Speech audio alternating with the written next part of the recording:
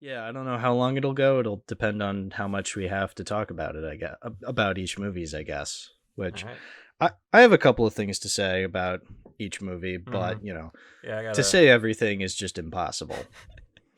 Yeah. I got a laundry list on my notes, so I think we'll be Great. good. Oh, you have notes. Perfect. Yeah. Then I'll just go off of whatever you say and then we'll go back and forth. That's Okay. awesome. That's kind of what we did with Chris's episode. And I'm Mm-hmm. glad he had notes because I've tried to take notes for the podcast and it's never Yeah. worked because I'm just like, I get too distracted. I'm just like, I need to be watching the movie. And then like I go back and I'm like reading through the notes. And I'm just like, what the fuck did this mean? It's like, Yeah. Yeah. I ended up with The Shining, I'd like pause it occasionally, and then with yeah. Doctor Sleep had ads running on it, so I just write stuff down during the ads. Oh, that's interesting. Where did you Yeah. watch it on? I think it was Tubi. Is that Interesting. Really? It's on Tubi? I think that was Interesting. what it. Yeah, it was whatever the place was. It was free of ads, so yeah, That's it was fine. interesting. Hold on. I actually got to look this up because now I'm curious if it actually is. Put I'm a sorry. plug I in the know I'm podcast. like, Yeah, it's Tubi. yeah, it is. Oh my God, you're right. And it's got 4 days left, Uh apparently. oh, we gotta What the, rush this what the, out there. the fuck? There's a movie The called people have Dr. to Spine. know. That's going on the list. Dr. Spine. Oh God, that's awesome. All right. Okay. No, yeah.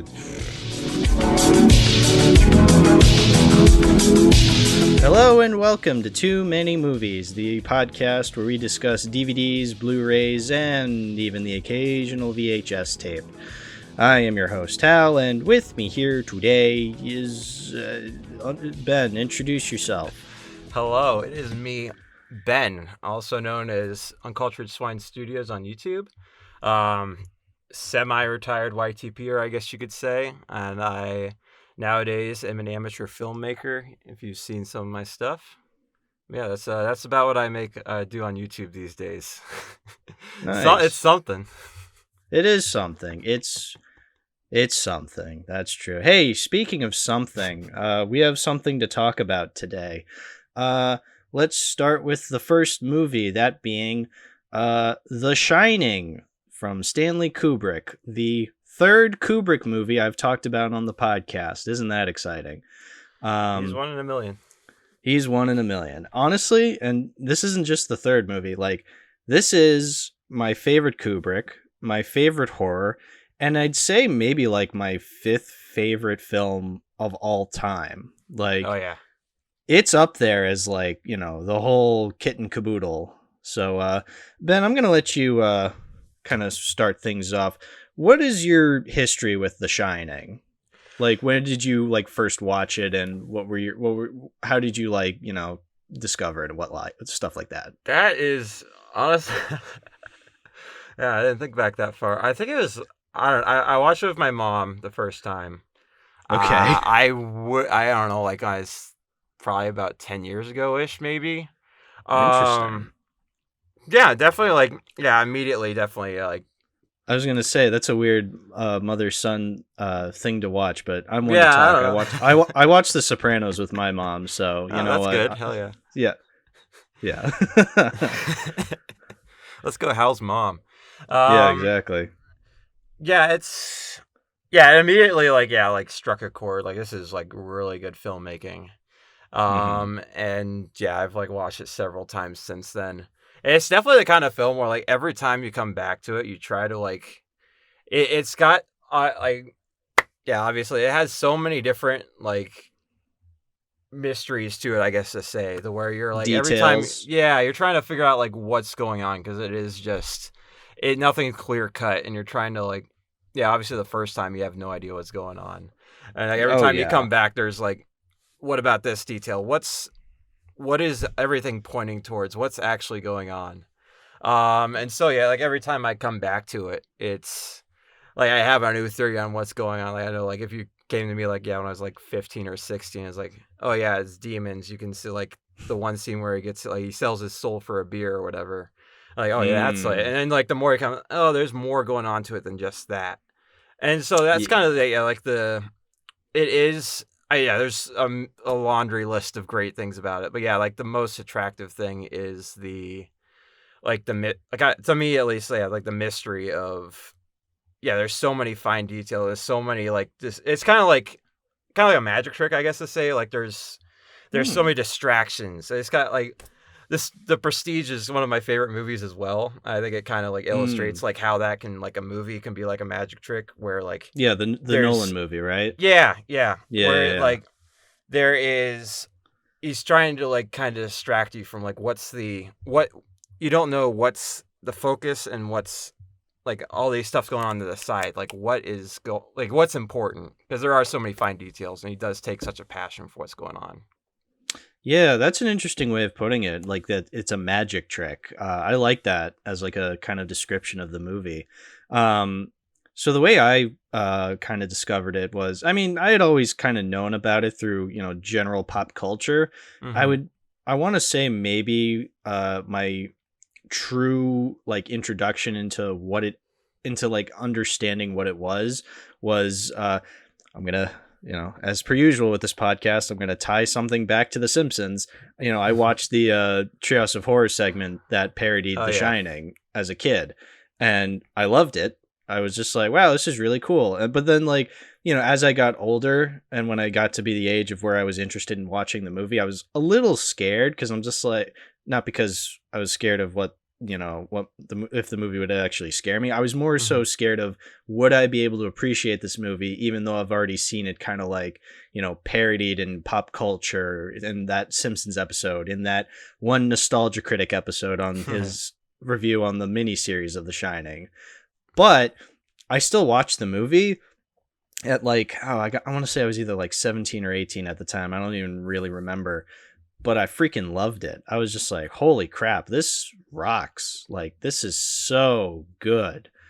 Like, and it just got better and better the more times I've watched it. According to Letterboxd, I've logged it 5 times since I started Letterboxd in 2019. I know, yeah. So, I mean, there's, a movie's good when like you've logged it that many times, and you still have yet to log it numerous more times.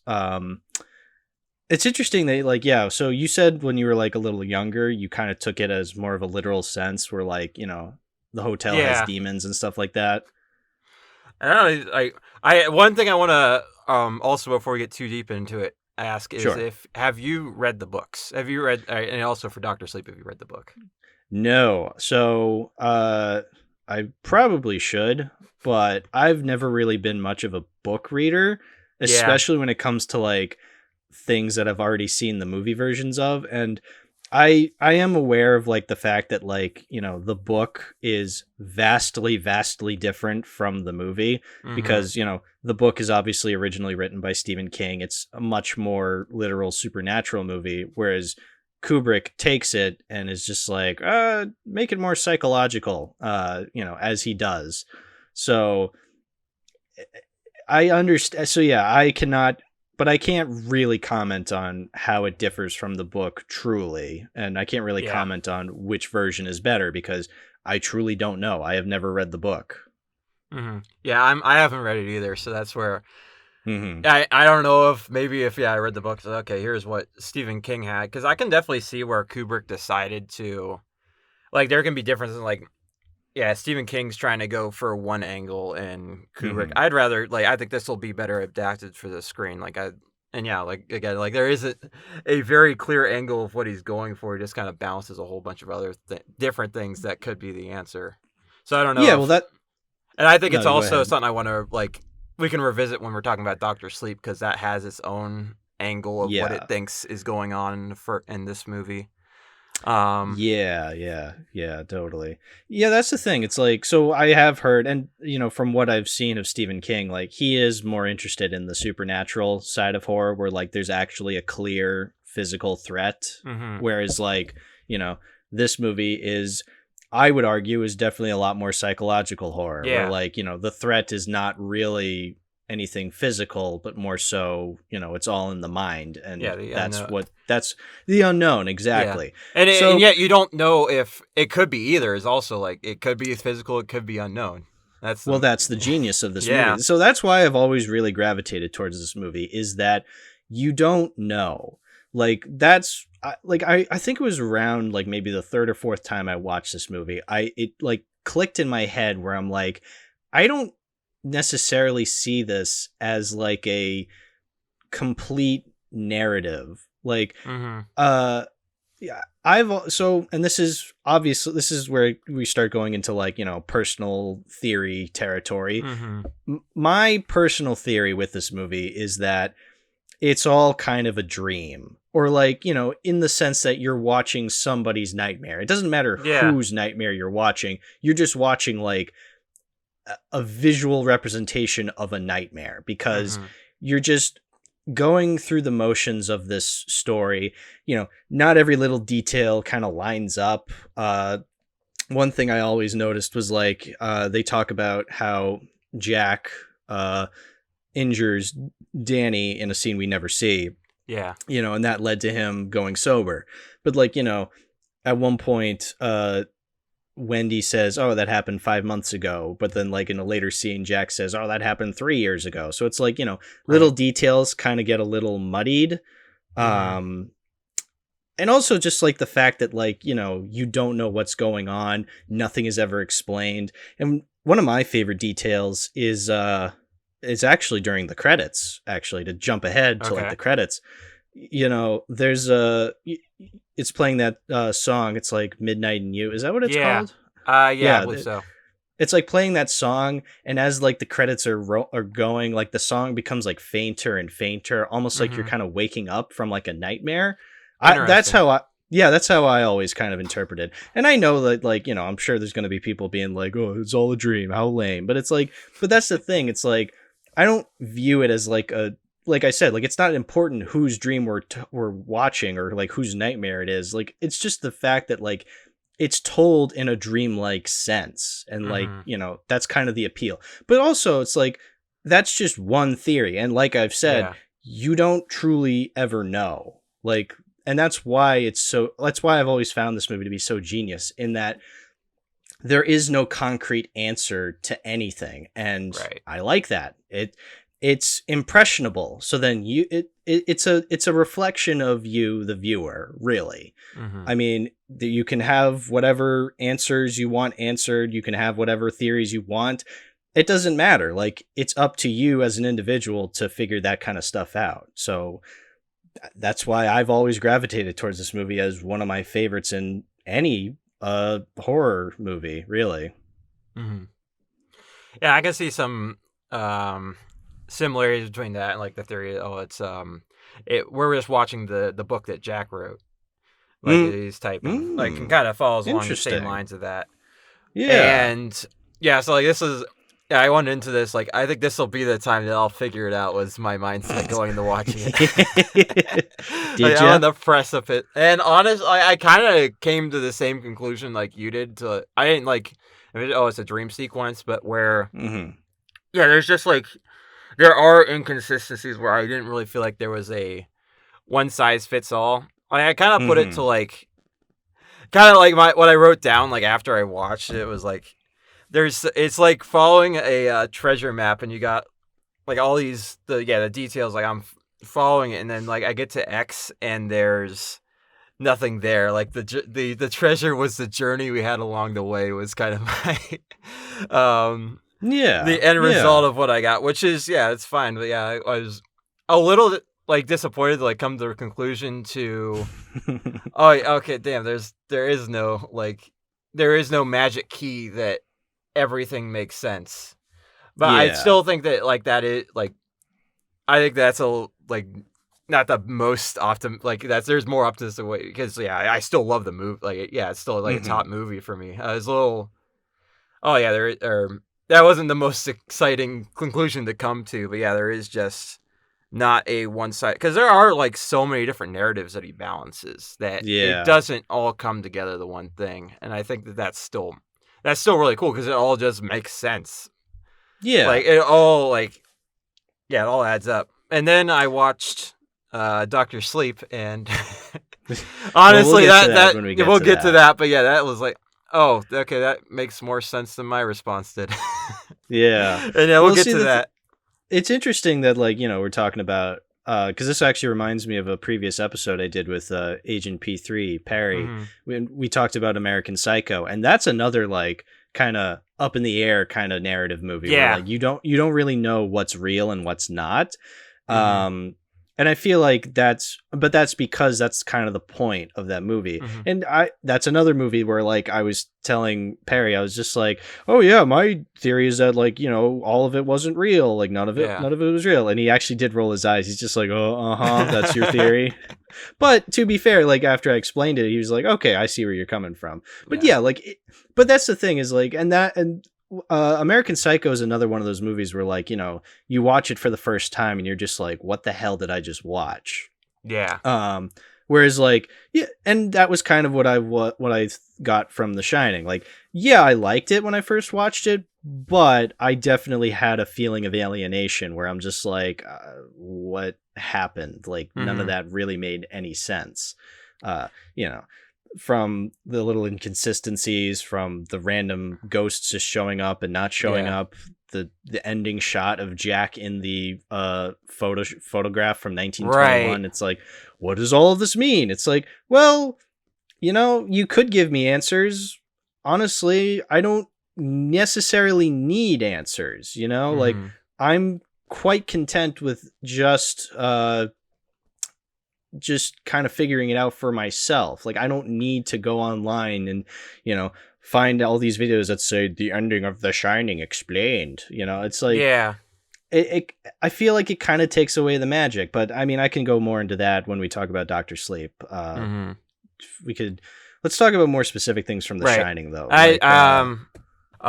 Yeah, so I do want to give it credit for, like, I think I feel like the American Psycho's ending is a bit of, like, a cheap shot to where it is, like, so the ending where, like, it's revealed that he's, like, or yeah, like, the third party has no idea what he's talking about or whatever. It's been a minute since I've watched it, so I might be a little fuzzy, but I recommend it.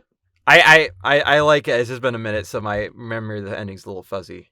But yeah, I will, like, the ending shot of The Shining is awesome. I love, like, absolutely a great shot of, like, zooming into the picture, like, the slow. It's one of my favorite ending shots. Even though I'll give it, it absolutely throws a wrench in, like, it's just another, like, detail on the pile that, like, that doesn't really make any sense of anything I've theorized so far. And that's kind of where it's like, this is the lasting shot impression you're going to give us, and it's the hardest to explain. Yeah, it is the hardest to explain. But it's in photograph, so it's got to be true. Yeah. They didn't have Photoshop back in 1980. Yeah. Yeah, well, that's the thing. It's like, yeah, that's why, like, I've never really subscribed to this movie having, like, a complete grounded narrative, because it's like there's just so many things that, like, kind of muddy that, where I'm just like, dream. So, which I feel it could be a bit of a cop out, but at the same time, it's what I truly believe. So, you know, but I mean, there's other aspects I want to actually touch on with The Shining. One thing I've never really talked about when it comes to movie analysis that I feel like is very important is performances. And the performances in The Shining, wow. Like, I've often talked about, like, different aspects of a movie. When I talked about what was it, Baby Driver with James, like, we talked about the movie's editing and, like, how that was, like, kind of at the forefront, you know, and, like, there's certain movies that really teach you the importance of different aspects of filmmaking, and I feel like The Shining is one of those that really taught me the importance of performance, where, like, you know, you're not just watching people, you're watching characters. Well, or maybe the other way around. You're not just watching characters, you're watching people. Like, but you know what I mean? Like, so obviously the two headlining actors in this movie are Jack Nicholson and Shelley Duvall. Like, they're very famous actors. Like, we know what they look like, who they are as people and stuff like that. But, like, here, I think they do really well in, like, establishing themselves as, like, really interesting characters as Jack and Wendy. So Jack Torrance, Jack Nicholson's character, Jack Torrance, is, like, you never really get a sense of who this guy is and, like, what his deal is. I feel like he's just kind of all up in the air, but you know, like, something's a little off about him. And honestly, That's Jack Nicholson for you. Like, he just looks like a very scuzzy guy. I'm sure he's like nice enough, like as far as celebrities go, but like he just looks like a really weird dude. And so I feel like, you know, he's perfect for that role. And then you got Shelley Duvall, who, I mean, as the story goes, unfortunately, she was not treated very well on the set by Stanley Kubrick. Now, that was because Kubrick was intentionally trying to get like a really good performance out of her, you know, by making her feel abandoned, feel alienated, because she's like in this hotel, you know, and she's like, but like, you know, it's a set, but he really wanted her to give off this performance like she actually is suffering from being alienated and being alone in this gigantic hotel with possibly demons and a psychotic husband who's also going through a mental breakdown. So like, and honestly, it leads to a really good performance. Unfortunately, that's probably because Shelley Duvall is, you know, having a mental breakdown on set when she's like swishing that bat at Jack Nicholson. But, and I mean, that opens up a whole can of worms into like, you know, whether Kubrick was right to do so. Honestly, yeah, you can go like the Whiplash type. What? Stuff that goes on in the Whiplash, like compared to that. Exactly. Oh, Whiplash is a good example of that. Of like, you know, pushing to the absolute limit. Is the result worth it? Yeah, which a lot of people would argue no, and it's like, yeah, the human in me says no, it's not worth it, but the artist in me is like, would I love The Shining as much if she wasn't giving such a heartbreaking performance? It's like, I know at the end of the day, Kubrick shouldn't have done that. He was a piece of shit for doing so. But it's like, oh, it's such a good performance, though. She does so well. This is like the best I've ever seen her in any movie. Like, she looks terrified. Like, her beady eyes, her big teeth, how she's just like screaming her head off. It's iconic, is what it is. Yeah. So, you said you took notes. I'm kind of running on fumes. Please, give me some notes to bounce off of. Yeah, as far as like the performances, like it's like I think it. Yeah, you cast this came out before like he was the Joker, but this was 1980. This psychotic break, especially at the end, is just peak Jack Nicholson, like. Danny. Oh yeah. Wendy, all of his lines light of my life. Wendy, give me the bat. Honey, I'm home. Little pigs, let me come in. Let me come Not in. by the hair on my chinny chin chin. Yeah. He absolutely, you're absolutely like, if you want a psychotic break, that's you can't get a better guy for that. And also like, ton of credit to like the child actor is Danny too. Like he's like, so that's the other thing is like, so when it comes to child actors, I'm very annoyed by most of them because, well, they're children and they don't really have that much experience with acting.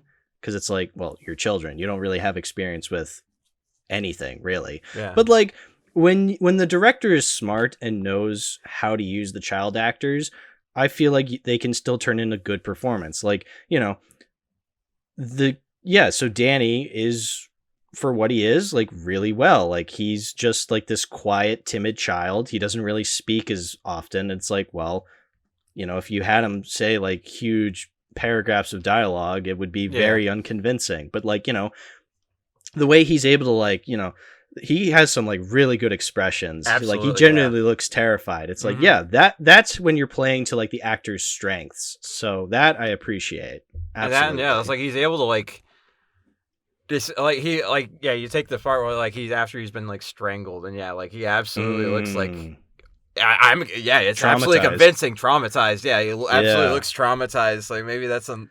I'd hope Kubrick isn't like doing anything too bad to a kid, but that's Kubrick like actually. Kubrick hits a child. He's just like, don't worry, it's for authenticity. Stupid brat. Like even like what's the guy he's in his mouth or what? I can't remember his name. Tony. He's acting like Tony's voice, or like when he's like Red Rum. Rum. That stuff is all super fucking convincing. Like, well, that's interesting. So Tony, Tony always fascinated me because of the way that, like, you know, Danny kind of visualizes Tony. So we never see Tony. In fact, it's hard to say I don't what think Tony anyone's actually seen is. Tony. Yeah. Yeah, no, but it's just interesting how he describes Tony. Like, so the parents describe him as, oh, he's just Imaginary friend. He's just the imaginary friend. But I like the way that, like, Danny describes Tony, how he's just like, he's the little boy that lives inside my mouth. It's like, yeah, like, how do you visualize that? But, like, it's what a child came up with. Like, it's how the child is perceiving this little voice he hears. He's like, oh, he's in my mouth. And, like, when, you know, he doesn't want to talk to anybody, he goes and hides in my stomach. Like, that's such a juvenile and such a kid way of looking at that. You know, looking at, like, a voice you hear. And I always found that fascinating, just the way he describes Tony. And I like that we never really fully understand what Tony is. Is he like a schizophrenic is he like a schizophrenic episode? Is, like, you know, a different personality seeping out? Is he actually like a demon that's possessed Danny, but he's not like an evil demon? He's just like, hey, don't go to the Overlook Hotel, it's evil or something like that. Like, you never know, you know, it's never really explained. And again, that comes back to why I like The Shining. It never explains that. Yeah, I always kind of just assumed it was part of, like, that's just the whole part of The Shining. So that too. But yeah, you don't really understand what The Shining is too. So is Tony part of The Shining? Is he not? Like, because, you know, Dick never explains that he has, like, an imaginary friend akin to Tony, or, like, you know, is it part of it? Like, and what is The Shining? Is it just, you know, just reading people's minds? Is it seeing the future? Again, never truly explained in any large exposition. Like, again, great, beautiful. And that's the wild thing is, like, it's the title of the movie, and yet the only, like, plot significance is, like, that he brings Dick, like, Dick, he's able to communicate to Dick that something's wrong. Or it does? Yeah.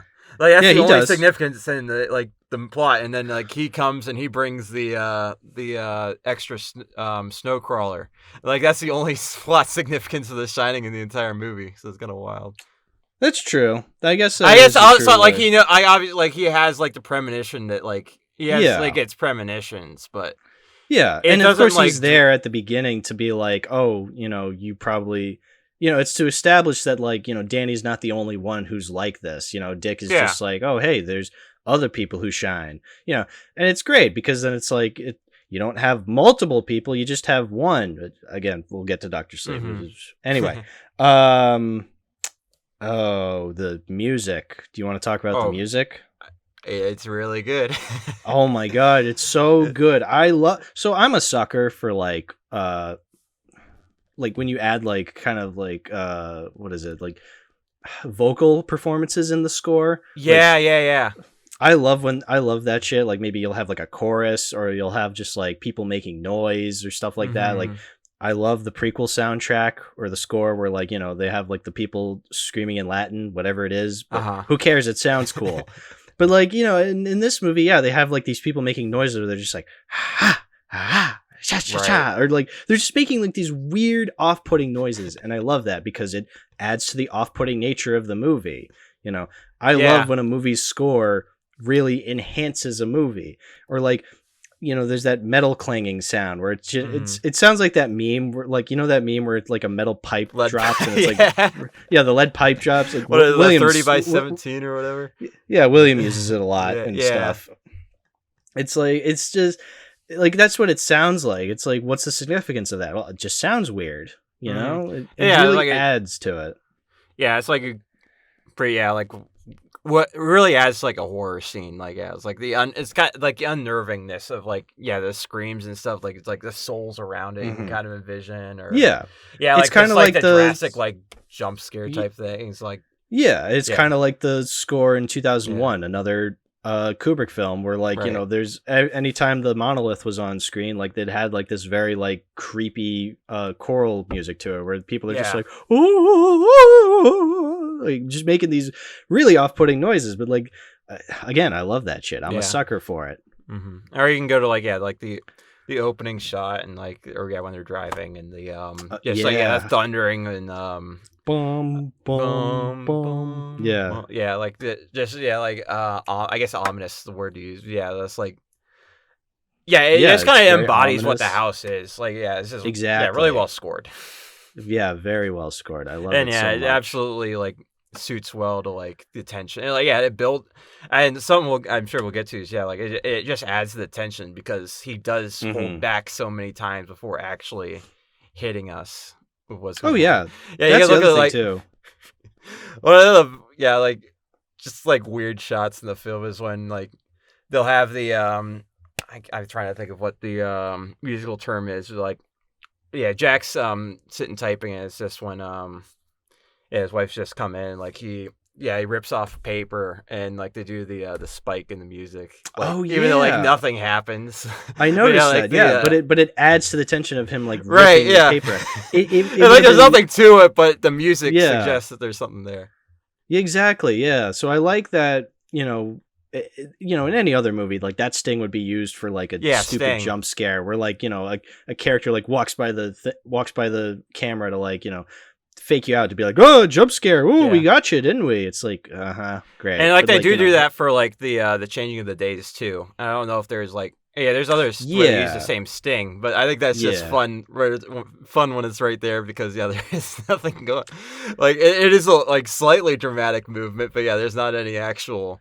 I don't know, maybe that's supposed to like desensitize or like, just keep you on edge. Because that scene does go, it does eventually like get like escalates quite a bit. But exactly. Like, in the moment, there's nothing actually there. It's interesting that we're describing this because like, it's interesting that you say like jump scares and stuff like that. And I've gone on record by saying I fucking hate jump scares and anything, but that is what this movie's doing is it's kind of like getting you on edge, but like here I don't feel cheated. Like if this was any other movie, like I would feel cheated, but like here it feels genuine because like, that's because the whole movie's just like that. So like, it adds to it. It's part of the style.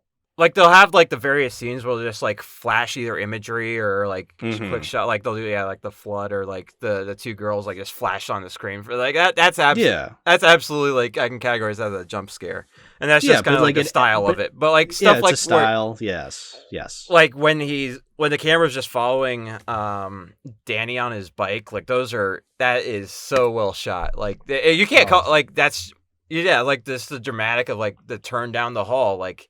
It's like technically it functions as a jump scare, but like it's just natural because they go through it so many times without anything there. You're just like, what's around the corner? And it's so quick. What's around the corner? The twins, Danny's toys that he left in the hallway. What's around the corner? You don't know. Ooh. And then it does deliver. You're not expecting because they do. But that's just such an awesome shot, and they do it multiple times. The tracking shots are so good in this movie. So good. It feels like I'm actually a little boy riding around on a tricycle in these hotel hallways, which looks fun as hell. I wish I could do that, but sadly, I've never been to an abandoned hotel for the winter. So I'm always with other people. After watching this movie, would you? I mean, here's the thing. It's like, so I live in like, a part of the country that like does get pretty cold winters. So like, I mean, not as harsh as like Colorado where this takes place. But like, I'd love to just like be in like a cabin or like a big hotel when like during the winter. It's just like, it looks cozy, but like, again, watching this movie, you're just like, I could be all like, I simply would just not go crazy. But it's like, you never know with those kinds of things. It's like, I mean, we're coming off of a pandemic. Like, don't mind if I do. We're coming off of a pandemic where like people were supposed to just be like cooped up in their houses, and people were going insane just for like a year. So like, I don't think I would. You know what? Just to be on the safe side, I don't think I ever would. So, I heard my family would be much happier as ghosts. Someone told me that. I can't remember who. That's right. We're quoting The Simpsons. Well, that's the thing. It's like I don't know if I would consider The Shining my. So I have said I've considered The Shining like my favorite Treehouse of Horror segment, and I don't know if that's because I genuinely like it or if because I'm such a mega fan of this movie that like I just love it. But like, you know, looking at it, I watched it a lot before I saw this movie, but then like watching it after, I've seen it a lot afterwards, and like you start to appreciate a lot of things. Yeah. It's interesting because before I watched The Shining, I genuinely thought like, oh, the caretakers did this on purpose because, well, that's what Mr. Burns and Smithers do. They're just like, yes, by cutting the cable TV and the beer supply. It's just like, oh, does that happen in the movie? It's like, no, that doesn't happen in the movie. Like they're just out of there. You never see them again. Yeah. Actually, I would be a gigantic idiot if I didn't bring this up, considering the person that I am. But fun fact: so when Jack goes in for the interview and he meets Stuart Ullman, so there's Stuart Ullman, Mr. Ullman, and then there's that third guy with them, Bill Watson. Fun fact: that guy, the actor Barry Dennen, was the voice of Chamberlain in The Dark Crystal. Oh. Yeah, so he's the guy who goes, Yeah, it's like, when I found that out, I'm just like, wait, he's in The Shining? And I like did all this research, and it's like, yeah, he's Bill Watson. It's like, how random, but like really great. cool that he's like in not only two of my favorite movies of all time, but like characters you would not expect to be from the same guy. Like the voice actor for Chamberlain. It's weird, but like, I don't know. I just wanted to bring that up because I feel like I should mention that because like I'm a massive Dark Crystal fan. Mm-hmm. And they're the actors who can also do like voice act well. Yeah, exactly. Oh God, there's just so much to talk about with this movie. I don't know. Throw something out there. Unless was there anything else like you wanted to say? Yeah, I have to let me see. Yeah, she had like the tracking. Yeah, like the I'm trying to remember. Yeah, like you got the hedge scenes also, or yeah, it's like the long tracking shots are really cool. Like it's not gonna like, not actually like maybe like as ambitious as like Goodfellas or whatnot, but like they always add up to like make you like really immersing you in the environment. Yeah, you don't get those from The Shining because like you can't really do that in cartoons, right? But they try to sometimes. Yeah, I guess they do. But yeah. But yeah, also like I guess going back to the pulling back attention. I also like that like as far as like the tension goes, like the fact that they have I even like my most recent watch through, like I forgot that like the first time he tries to go to 237 is locked. Like I completely forgot. Just like, oh yeah, here it comes. Oh yeah, it's locked. I forgot about that. Yeah. And yeah, it's like the the dramatic, like you're worried is okay, it's locked, and like then when he comes back and the door's just open, like that's another great shot. It's just like that's a great reveal, like, the open door, and like where'd the key come from? Like it's all like someone did this or something. Yeah. Someone or something. Yeah, exactly. Yeah, someone or something. That's the mystery. Like what did it? Yeah, exactly. Oh, it's so good. I also want to go to I think that the you kind of alluded it to when you were talking about your interpretation with the like the no, I forgot the song's called like Midnight in You. Yeah, Midnight in You. Yeah, like just like the aesthetics of like the 70s and 20s, how like yeah, like especially like the like design. I don't know if like I think the carpet's like kind of 70s aesthetic. Would you say that's accurate? I mean, yeah, it's like know. What, puke brown, which I do attribute to the 70s, but that's just me being a little shit who was never around then. So I think so. But yeah, like just how like those aesthetics, like obvious, like and you can see like other films like the 20s or the Roaring 20s are always going to be it's iconic in their own right. Yeah, but like having the golden ballroom and whatnot. Yeah, but like how this movie is able to like capture like the datedness of it, and like the kind of like it makes you feel so like, and we can go back to like the end picture, like so removed from where we are like when the movie is happening. Like it's almost like nostalgic, which is a weird word to use, I know, but like it is almost nostalgic, and at the same time like empty and haunting, like too. Yeah, I think it's awesome. Yeah, and it's like adds like the dread of it. And I think it's also interesting how like they'll hint like at the. Like I think it's like little drops in the pan of what's actually going on, but like details about like the covered wagon, the family who the cannibal, the resort to cannibalism. Oh yeah, the Donner Party. Yeah, yeah. That's an interesting scene. So yeah, it's a great way to like kind of set up creepiness to it, where it's just like, oh, this is an area where like people resorted to cannibalism. Like, how dreadful, but like it kind of adds to like the dreadfulness of the area. Like, oh.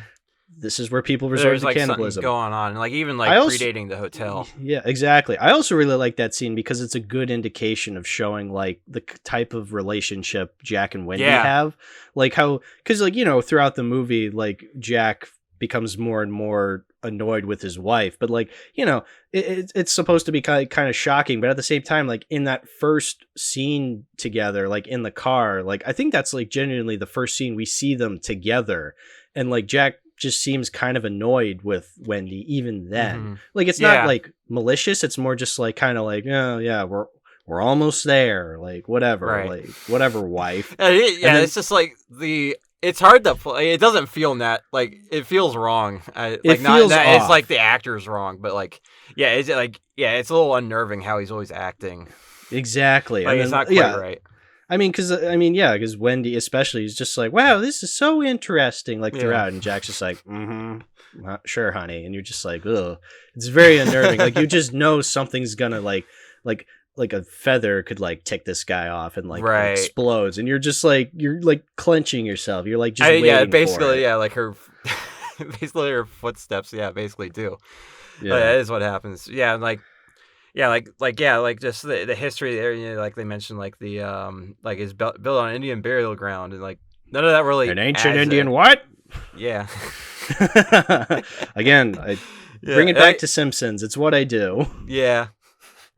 And I get it. It doesn't really like you feel, and like they like the white man's burden, and like like it like something that feels like it could be like and I'm trying to like piece my own like theories together, like. Yeah, that stuff that all goes together. Like, is that something like, and it's stuff like manifest destiny and like, oh yeah, like Jack's just like really zealous for this, for this hotel. Like, is it like something like, oh yeah, it's like that is like this manifest destiny. This hotel needs to stand, and they got to protect it. And like, it's just like it's like passing down like like the caretaker before him that also like I gotta like his daughters tried to burn it down and. Like he had to correct them because he had to for the hotel. Them, yeah, if you don't mind my saying, sir. Yeah, like are the demons like the ancient Native Americans getting their revenge from beyond the grave? Is it the white people who built the hotel, like who are being punished and are then punishing Jack, or like trying to bring Jack to their side? Are they the demons? It's like like who's the demon? Who are the demons? Are there any demons? Is this all in their head? Are we putting all this like all this like white man's burden into the movie? Are we perceiving that, or is it actually there? Like again, we don't know. So, that's the genius of it. Like it could be, it could not be. I love that. Yeah. Besides like there's also like. The thing you gotta account is definitely that like someone lets Jack out of the food vault, and like there's obviously something there, and like that's another key moment. Exactly. Yeah. Besides, like someone put in the key, so like, and like maybe Jack put in the key or something, but obviously, like I don't like maybe he convinced Danny. That seems so far fetched, but there's no way Wendy's letting him back out. But no. Yeah. So like. Something had the ability to let him out of that room. Yeah. Can't murder now. Eating. All right. You want to keep going, or do you think we should wrap it up soon? Because we have a whole other movie to talk about. Yeah, I think we like briefly mentioned, but I do like the ending's a lot of fun where they just go like, he just starts throwing everything at the wall, and you see like all these crazy characters in the room, and like now Wendy's seeing the things. It's not just Jack and Danny. So like it's again that just makes it even more confusing. Yeah, like all the costume animals. It's wacky and fun, and like it's just off the rails. Well, it's interesting that you say costumed animals. Isn't there only like one? Because there's like one bear suit. Right. I think there's two of them there. Was there? trying to think. I'm pretty sure there's 2 in the room. Well, because there's the guy getting it, Okay. and then there's the bear who's giving it. Yeah, but that's what I'm trying.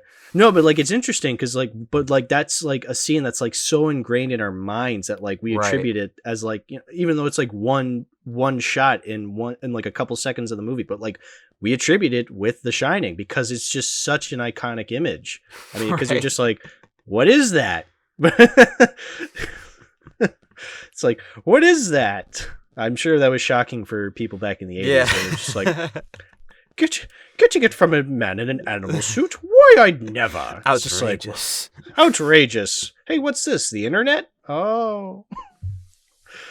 And then also, like also the end. I also have a lot of appreciation for the fact that, like, a lot of the time you can have like the monster or like I guess not monster films, like horror films where like the main bad guy or whatever is like gets taken out by some bullshit or something. I really appreciate that, like, for Jack, like it's kind of like like Danny takes him into the maze, and because like it's kind of he didn't take. Yeah, it's like he's got like that human element to the fact where he takes it really slow. Like he's not like the point where he's like going full psycho is like it takes time and he's not fully committed earlier on, and that's where he gets fucked up by Wendy. And so that comes back to bite him once he's in the maze and he can't keep up with Danny. Yeah, because he's gone insane. He gets stuck in there. He gets stuck in the very place he was trying to protect. You know, it's what killed him, essentially. Yeah. And obviously, the shot where he's also like Danny's tracking back his footsteps in the snow was also a great idea. Yeah. I love that. Oh, it's so good. Yeah, it's interesting. Yeah, I'm glad you brought that up. How like sometimes the monster or the threat like gets defeated in like such a bullshit way, but like this feels absolutely natural. It's great. It adds to like the themes of the movie. It adds to the themes of the character, and it's just such a great ending shot because how like, you know, you see him like kind of crouch over into the snow, and then it just like instantly like cuts to like him like completely frozen the next day, and he's just like he's like, it is a very funny face, admittedly, but it's urge to kill rising.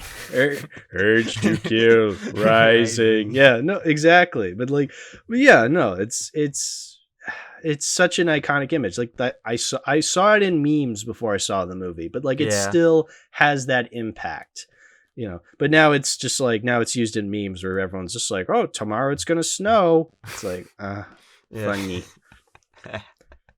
Man, fall down. Funny. Hi. That's a different Simpsons quote. Yeah. It is a little weird. Like, they're like the transition. Like, it feels like he had a bunch of stuff there at the end. And he just didn't know how to put it all together. So he kind of just like the transitions are a little weird with the last 3 shots. Like, you got that, and you got the. But yeah, it's fine. Like, yeah, but it still works. It still works. But if I had to nitpick a little. I completely agree. Like it is a bit jarring. I mean, me being me, I attribute it to the jarring nature of the whole movie, but you know, it's not for everybody. I completely understand. Yeah, so that's I think that's about everything. That's about everything. I mean, I'm sure there's like a bajillion more things to talk about, but like we've already been going on for so long. We have a whole ass other movie to talk about. But I will say this. So to round off our conversations on the films, I usually like to talk about the Blu-ray or whatever I own the movie on. But I want to know, like, do you happen to have this in like physical media? Do you have it like my parents have a DVD of it. I thought I had a rip of it, and apparently I didn't, so I had to rent it. Interesting. Yeah, so I have it on a nice Blu-ray. Well, nice is a relative term. So this is something I've brought up before on the show, but like I can't stand DVD and Blu-ray cases that have like the recycling logo edged out in the box, because it makes the case like so flimsy, and like I'm looking at it right now, like the plastic wrap that is supposed to keep the cover and the back cover like enclosed is like, it has like air bubbles in it. I mean, it looked great on Blu-ray quality. I loved the way it looked, but like, man, it's just, I don't know. Like, I feel like when it comes to a movie like The Shining, I want it on like a much nicer Blu-ray, like 4K Steelbook, like something that's like super duper nice quality, you know, because I love and respect this movie so much. You know, and I've kept like other versions of movies that I love and respect, on like, you know, DVDs, but like those at least those are like DVDs from like the early 2000s when they like, you know, look nice and they actually had love put into them. Whereas like this just feels like, I think this is like a Blu-ray from like the 2010s, and yeah, it says copyright 2007. You know, that's when they've like started to like really give up.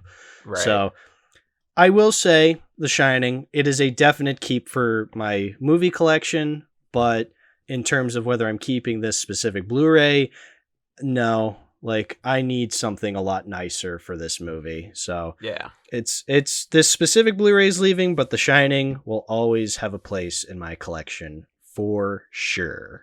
Absolutely. Yeah, I'll say like, yeah, I'm a steelbook collector myself, and I definitely like keep an eye out for a steelbook of this. The most common one is I'm gonna like, they're not bad designs they have. It's definitely creative. Like the one that's the most common is like they have like the maze design, and like the outlines of the maze are like all work no play make Jack a dull boy. Hey, like, that's like cool. yeah, that's clever. It just doesn't quite like, it doesn't capture the full, like for me it's not quite there to where like, oh yeah, that's what I'm gonna think of when I think of the movie. Like that's definitely an important part of it, but yeah, it doesn't have the characters, and that's kind of rough for me. I am a fan of like the plain yellow poster where it just says The Shining and it has like that weird face. Like it's so effective and so iconic that I'm just a huge fan of that. Yeah. So like if any steelbooks look like that or any nice 4Ks look like that, I'm totally game for that.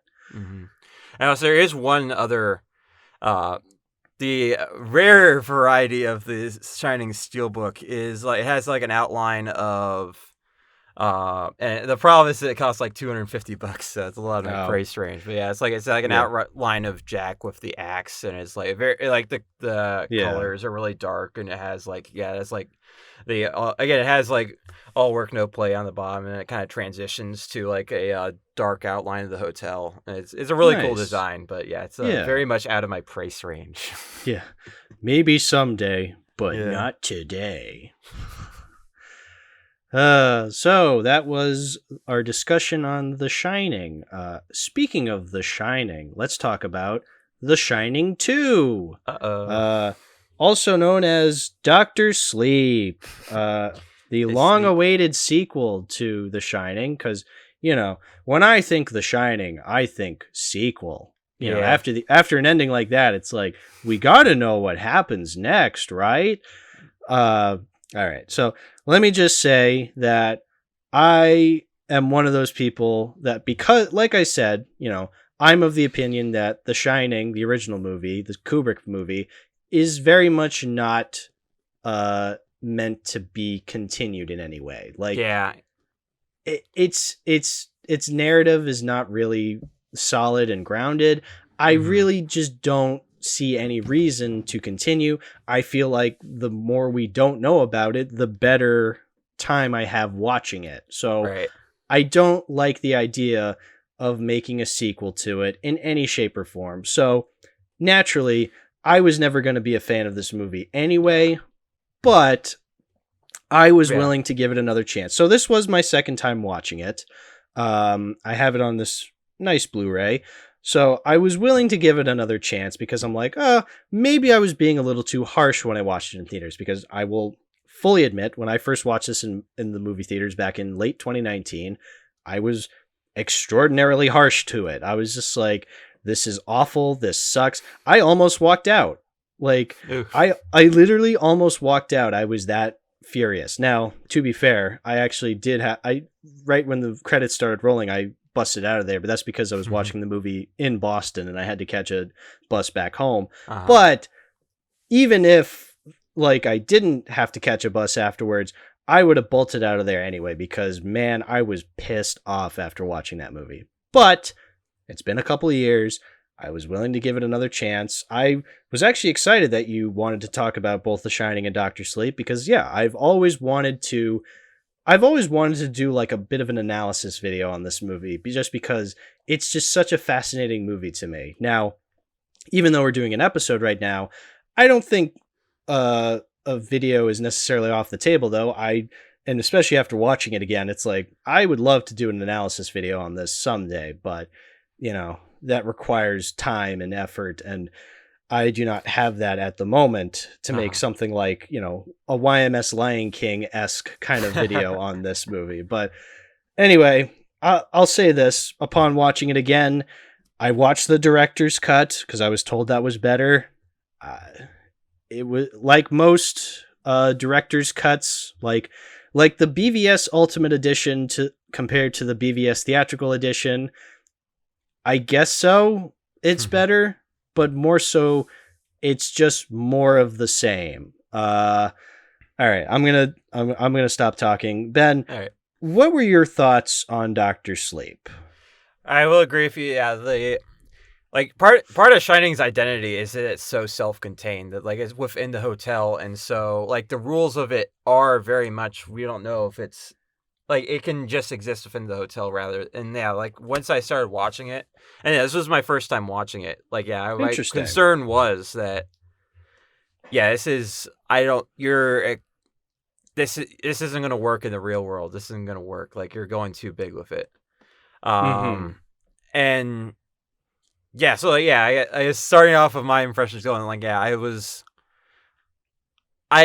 for some reason, I never really, I guess it was just The Shining's kind of film that, you don't really feel like you need a sequel to. And after I didn't hear great things about it coming out, it kind of like, I definitely wanted to watch it, but I just never got around to it somehow. So like this seemed like this was the thing. Like, I'm probably due to watch it.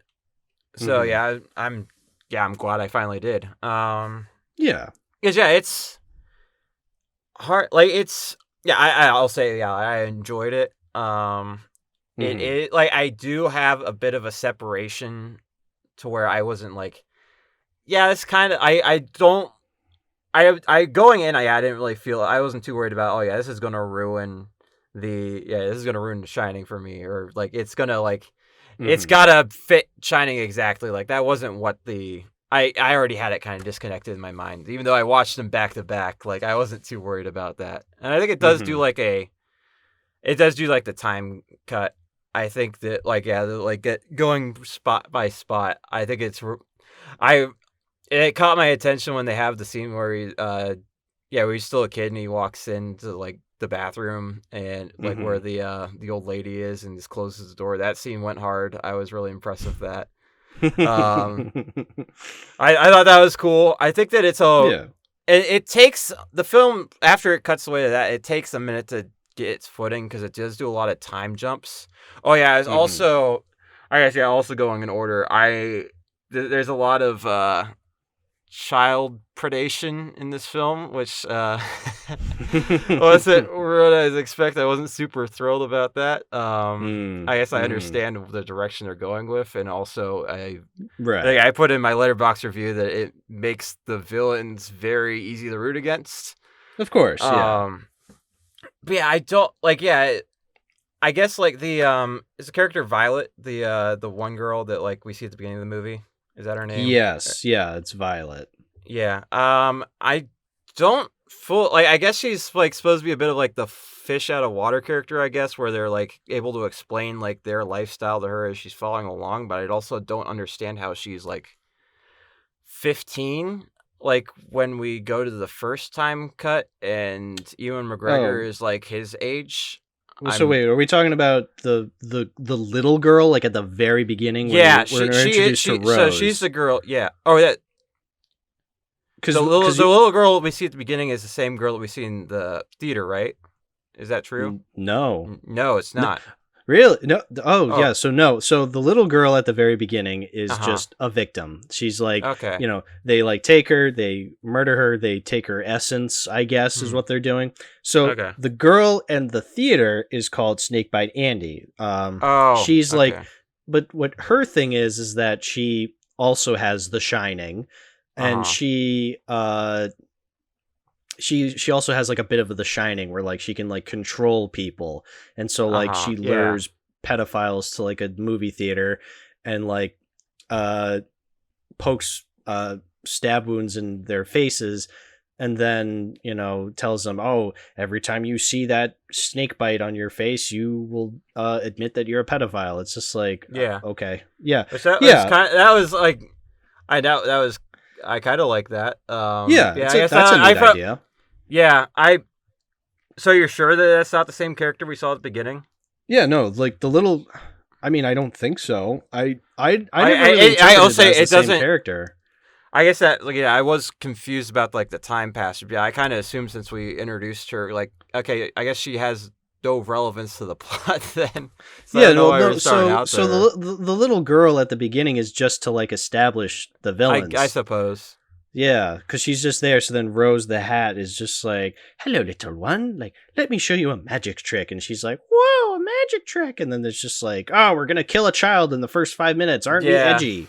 Yeah. I guess I guess I did assume, yeah. So we like introduced this the child, the catch a predator girl. I assumed that they were the same person. Interesting. Yeah. And yeah, like timeline wise, it doesn't make any sense. But yeah, I guess like, yeah, I assumed that like as I was piecing together like how the film worked, like they were saying that, oh yeah, we can suck the essence or we can do a little bit of both, and we can then invite you to join us or something. So that was kind of Well, so like, because yeah, like it's like she's 15. I got the impression, yeah, she's like a runaway. Like so obviously something happened to this girl that she's now like out doing this stuff. I kind of assumed, exactly. okay, that must be. And like I get the impression that they like have, like when they find her in the theater, like they have some sort of history. Was my impression. Yeah, no, they just, well, because they're connected in a way that, like, you know, they all have a bit of The Shining. Right. So that's kind of their connection. You know, they're just being like, oh, come join us because we're all a family, because we all have The Shining and we're going to separate ourselves from the normies. They don't use the word normies, but I guess essentially they might as well. I guess I also got some like grooming impressions from like her relationship with the 100%, 110%. There's something weird going on there. Exactly. Yeah, and that's where I figured like, okay, yeah, she has an impact on her from like she was like 4 or something. Okay, like, that's interesting. Like they have an impression. So yeah, I get maybe again, yeah, it doesn't really make sense how she'd only be. And that initially I was thinking, okay, maybe she has like some weird aging thing that she got from them, but then they don't. Well, she does because but they don't. They do the ceremony like after that though. So that after that, explain it either. So that's why, like, you know, 9 years pass again, and then you know she's still the same age. But yeah, no. So yeah, Violet at the beginning and Snakebite Andy, 2 completely different characters. Okay. that kind of shakes up my impression then again. I guess it's probably not that big of a deal, but yeah, that was kind of how my headcanon was. Yeah, no, but that's an interesting way of putting it. But yeah, no, the movie did not do that, which I'm glad they didn't, because I guess it could have been worse. But yeah, so yeah, no, this is again, like I said, like this was my second time watching it, and again, it was the director's cut, so I forgot the director's cut is like 3 hours long, so I was there for a while, and I'm just like, I don't think I saw the director's cut, but I can't say for sure. I'm guessing it wasn't. Yeah, no, it was 3 hours long, and I'm like an hour and a half into it. I'm just like, is this over yet? Like, can we wrap this up now? But like, we were nowhere near the ending. I'm just like, oh, we're not even at the we're not even at the Overlook Hotel yet. Yeah. I'm like, yeah. So, as I've been saying, you know, I don't like answers for The Shining. Like, and that's what this movie does, because it's a sequel to The Shining. Now, here's the thing. So, this is based off of a book called Dr. Sleep. And Dr. Sleep is a sequel to the book The Shining. And as we've established, the book The Shining and the movie The Shining are 2 completely different beasts. But they still wanted to make a movie version of Dr. Sleep because, hey, we can, you know, make a movie about something that already exists. Great. But like, because The Shining, the movie, is so vastly different from the book, you really can't make a sequel to it, Mhm. but you still want people to understand, like, you still want people to come and see it because, well, The Shining at this point now is one of the most celebrated horror movies of all time. Like, everybody knows what The Shining is, whether they've heard of it, Mhm. whether they've actually seen it. Like, they all know. Like, people know The Shining, and a lot of people really love it. So when you're making a sequel in movie form to the book version, unfortunately, you're going to have to make references to the movie version. But because the movie version doesn't really lend itself well to sequels, you're kind of in this weird limbo, this movie. Like, it's in this weird limbo where it's trying to please Stephen King and Stanley Kubrick's visions. And some people think it works. I personally don't. Because I really do strongly believe you can't make a sequel to the original Shining, because then you're giving answers to questions that really I don't want answered to begin Mhm. with. So, and of course, like, the answers are just really lame. There's that one scene where, like, Danny's talking to Abra. Oh yeah, the little girl's name is Abra because abracadabra. Get it? Yeah. Anyway, he's talking to her and he's like, I used to think my Shining was Tony. Like, I used to call him Tony because that's what I used to think. It's like, all right, well, great. Like, you're explaining Tony now. Like, that kind of takes away the impact of Tony. Like, I'd Yeah. rather you not explain what Tony is. In fact, I'm like, I might be misremembering what he actually said with saying that, like, Tony was actually the Shining, because I don't want to remember it because I don't care what you think Mhm. Tony is. It's like, I'm perfectly comfortable with just thinking he's just this weird thing in Danny's mind, or like, just I'm comfortable just thinking that I don't need to know, Mhm. I don't need to know. But, like, it's stuff like that where, like, we're getting into territory of, like, you're explaining The Shining and I don't really want it explained. Now, I will give this movie this. There was an interesting scene where it was a bit of an explanation scene that I actually didn't mind. And ironically, it was during a scene I absolutely despised. So I'm going to jump ahead to the scene when Dan is at the Golden Ballroom and Mhm. he's with Lloyd the bartender. And Lloyd the bartender is played by a very familiar face. That's right, the kid from E.T. So yeah, I actually learned that after watching the movie, that, like, that was Henry Thomas, the kid who played the kid from E.T., essentially, the kid from E.T., and he's pretending to be Jack Nicholson's character from the original Shining, which Mhm. is very distracting because he looks nothing like Jack Nicholson. They can Right. fluff out his hair all they want. They can give him a 5 o'clock shadow all they want. He doesn't have the same he can make his eyebrows look as eagle crested as much as he wants. He looks nothing like Jack Nicholson.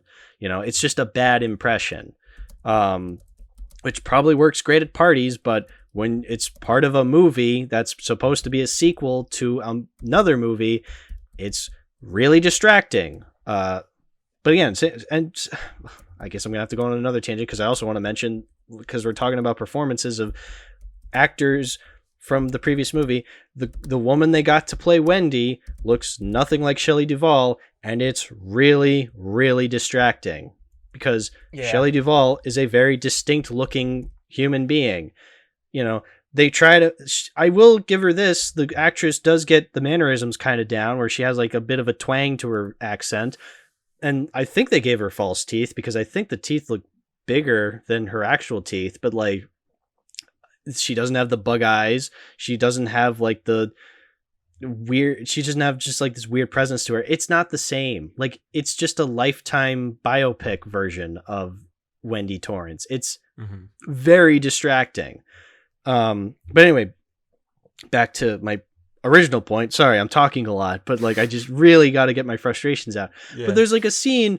There's that scene where, like, and I don't think it was in the original theatrical cut because I don't remember it being there. But, like, there's a scene where, like, Dan's, like, ranting to Lloyd the bartender, who he thinks is his dad, but he keeps on insisting that it's not him. And then, like, the the bartender gets a chance to kind of like let his mask slip a little, and he actually does sort of reveal that it is Jack from just in ghost form, where he's just like, you know, when you're a man, you're surrounded by mouths, you know, and he's That's like, in the regular cut. It is? Yeah. Oh. Or at least if I watch the regular cut, then it is. Oh, interesting. I thought it was in the director's cut. Well, whatever. It's like, but it's like a really neat scene, I will say. So, one, I don't like that it's explaining that, like, so here's the thing. I like it and I dislike it. I like what it's trying to do and trying to, you know, and how it kind of explains why Jack went crazy. Like, it's kind of a neat way. It's kind of a neat theory how he's just like, oh, you're surrounded by mouths and this is your only medicine. Is like, it's like a neat introspection into the world of Jack. But I don't like that it's describing Jack from The Shining. If that scene was in another movie, like if this, that's kind of the biggest takeaway I got from this movie. If this wasn't a sequel to The Shining and it was like its own thing, like you tweak it around and it wasn't trying to be an homage to The Shining, it would honestly be pretty good. Because like it has the elements to it that make it work. But because it's trying to be a sequel to The Shining, and also it is trying so hard to make you remember that it's a sequel to The Shining, it gets distracting. Yeah. And that's kind of its biggest folly. I've been talking a lot. I don't know if you want to chime in with anything. Yeah, to go off what you were saying about Jack and like his explanation about the drinking, I kind of feel like that's like a vague enough thing for like kind of like, yeah, your bad father that can't handle the responsibility, to where I think that is like, I think that can describe Jack in a way. I don't think that's like a core aspect of why. I don't think that has too much of an impact on why Jack went crazy. Like I think that it fits. Like I don't think it's like the main driver of what makes Shining special, but I think it fits in with it. But that's what I'm saying. Like if this was like any other movie, like if this was like its own thing, like it would actually be pretty good, because I like the metaphor of just like you're surrounded by all these mouths. It's like it's a creepy description, but like it's a good way of describing like, you know, stress that comes with being a father and stuff like that. Yeah, and I agree. Yeah, it doesn't exactly fit with like the main driver, but yeah. And yeah, I guess to describe where it like this stuff didn't necessarily bother me as much. I guess I was just like, it's The Shining's just kind of cemented in my mind as its own thing. Yeah, and so I was like, honestly, like personally, I think that like in the Shining universe, I think this fits into the Shining universe like all right. So like I like the little hints at it, and I also like it as its own thing. So it's not really. Yeah, I know it is like designed as a sequel, and there are like sometimes where it's like painfully obvious. But for the most part, yeah, it just doesn't bother me that because it is just so. The Shining does just exist in its own world so much that it's not like, oh yeah, this doesn't fit with it at all. And actually, I do like, so like the idea that this is presenting for like what's going on in the most part is like that the hotel is its own entity, and that's what's if I got, and I thought that is honestly not a bad interpretation in my impression. Like, and that was where like, okay, this is like. Works on most levels, I feel like. Yeah, sure. And yeah, there is like I got a little list of issues I think don't necessarily fit with it, but I do think it kind of like the way they compare it to like the whatever, like does the gang have a name in this? I can't like the villain gang. Yeah. They call themselves the Knot because they're like what cannot be untied or whatever stupid shit like that. Yeah, so like they call themselves the that Knot. Did not stick with me at all.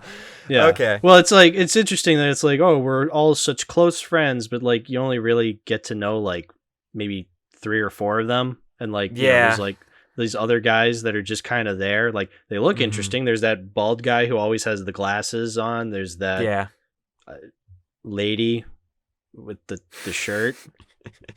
Oh yeah, that one, yeah. Yeah. She has a shirt. She was my favorite character. Yeah, so it kind of like, or yeah, and I think it does like, yeah, if you want to say like, yeah, like Jack's like amassed into like the house like kind of consumes, and he wants to consume like Danny and Mm-hmm. Wendy as well. Like, so that's interesting. Yeah, yeah, for sure. But Yeah, that's so I but think here, again, like like it can be an example, but I think that yeah, that doesn't have to be like this isn't Stanley Kubrick's film. I think that it can. It's not the explanation, but it can be an explanation, I guess. Like yeah, like a world of like yeah, multiple universes that could like if you want to look like the future is branching, this is one of several yeah. ways that could branch, I guess. And that doesn't I mean go make another sequel to this. I'm just saying that like, oh yeah, this is acceptable to me, I guess. No, yeah, you're absolutely right. I think it is an interesting and neat perspective, but that's the thing. It's like it kind of, takes the multiple interpretations of The Shining and kind of like condenses it into like one specific sequel. So then it's like, oh, Mm-hmm. this is the sequel to only one theory. It's not necessarily a sequel to The Shining, it's a sequel to a theory of The Shining in that Yeah. sense. Which, I And mean, again, I don't know if like that. I kind of feel like that's probably based on what the book says. I feel like it's probably how it sure. works. Yeah, And so that's the original interpretation. That's fine with me.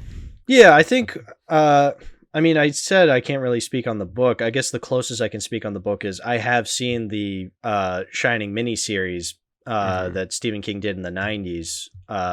Fun fact, I actually did watch the whole thing. I watched it. I found it on Oof. like an archive website, and it was like the original recordings of the different episodes, and it was like pasted together as like one big file, and it had like Yeah. all these like late 90s commercials. It was really Uh-huh. interesting to watch. It was Uh-huh. really cool.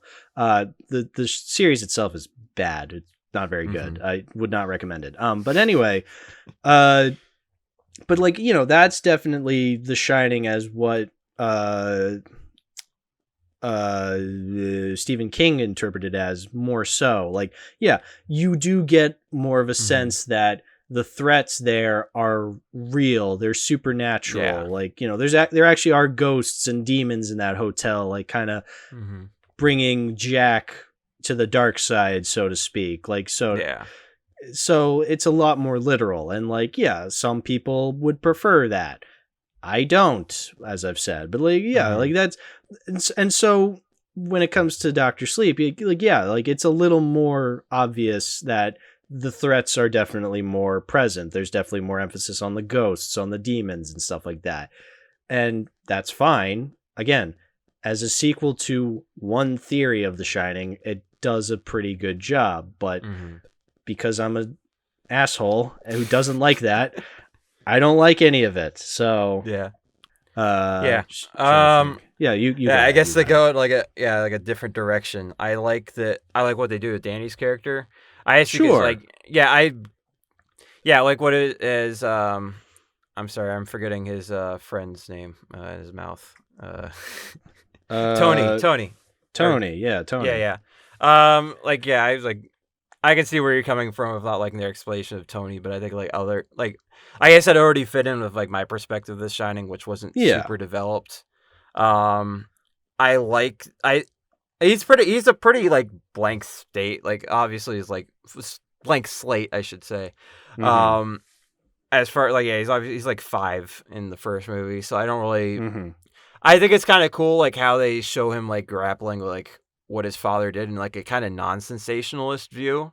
Like Sure. not Like, yeah, he's adopted his father's alcoholism. yeah, he adopts it and then like he moves forward. I like how he's like yeah, like the conversation you mentioned where he's like actually like confronting him in the hotel, which I think Mm-hmm. again like kind of it's a little weird to make him the bartender, but I think it makes sense in the like setting up that scene. Sure. And I like if you compare it to like the previous guy, I can't remember his name, who like yeah murdered Lloyd. his family. Yeah, Lloyd. Like Oh he wait, doesn't know no. he So there's or two different no yeah characters. So there's not I'm not talking about Lloyd. I'm talking about Delbert the Grady. guy yeah Grady. Like yeah he Grady, doesn't know that he's the guy Grady. who's the guy who's like the butler.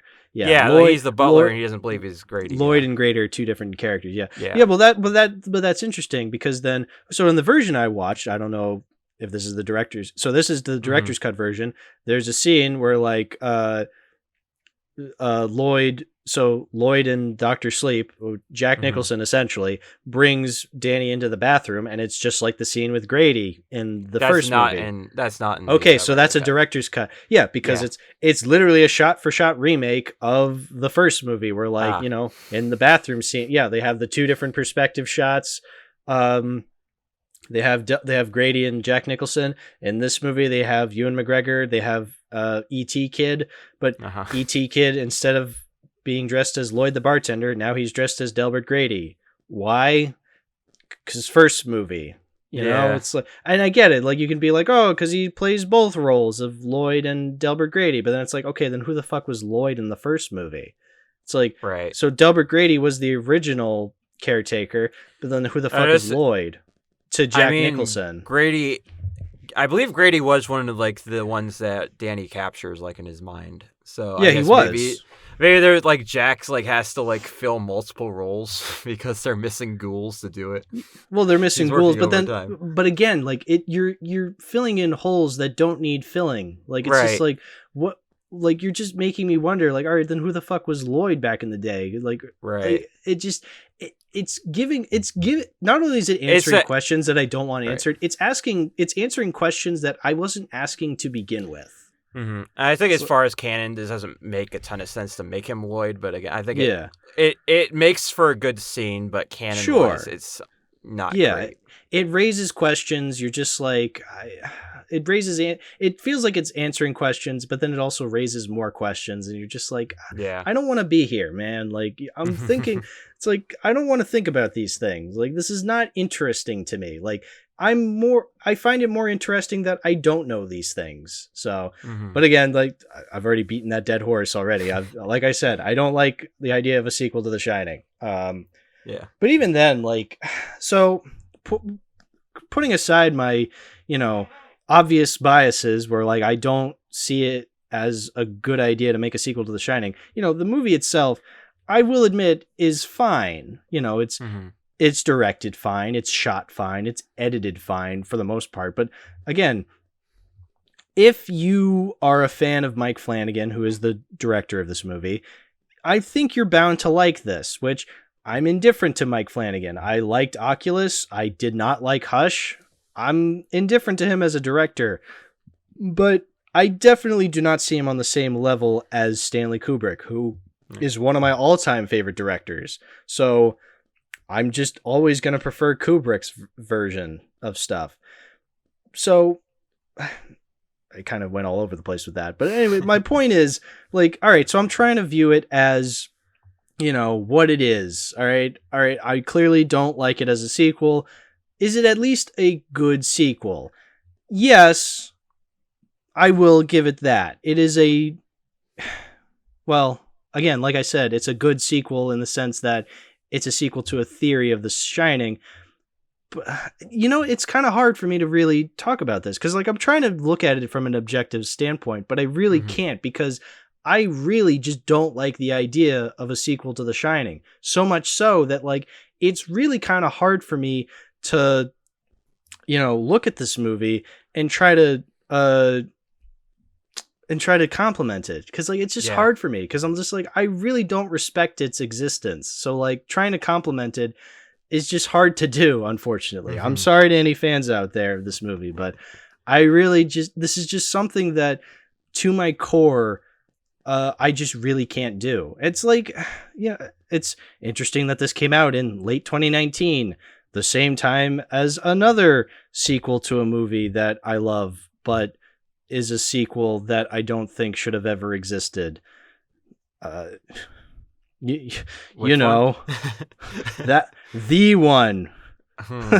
Rise of Skywalker. Sorry. Yeah. But let me just say that comparatively, would I prefer Rise of Skywalker or Dr. Sleep? I'll take Dr. Sleep any day of the week. Don't get me wrong. Rise of Skywalker is way worse when it comes to unnecessary sequels to beloved movies. But, I still don't think that makes Dr. Sleep any good, in my opinion. It's a movie I'm never going to respect. I'm never going to see on the same level. And again, because of movies like Rise of Skywalker, because of Terminator Genesis and like other unnecessary sequels. But you know what I mean? Like, I really do associate Dr. Sleep with movies like that. The unnecessary sequels, Matrix 4, stuff like that, where like you're just like, God, these are awful. Now again, out of all of them, I will admit Dr. Sleep is one of the better ones. I'm going all over the place. I'm sorry, but like, but that's what this movie does to me. Like, there's just so much to talk about with it.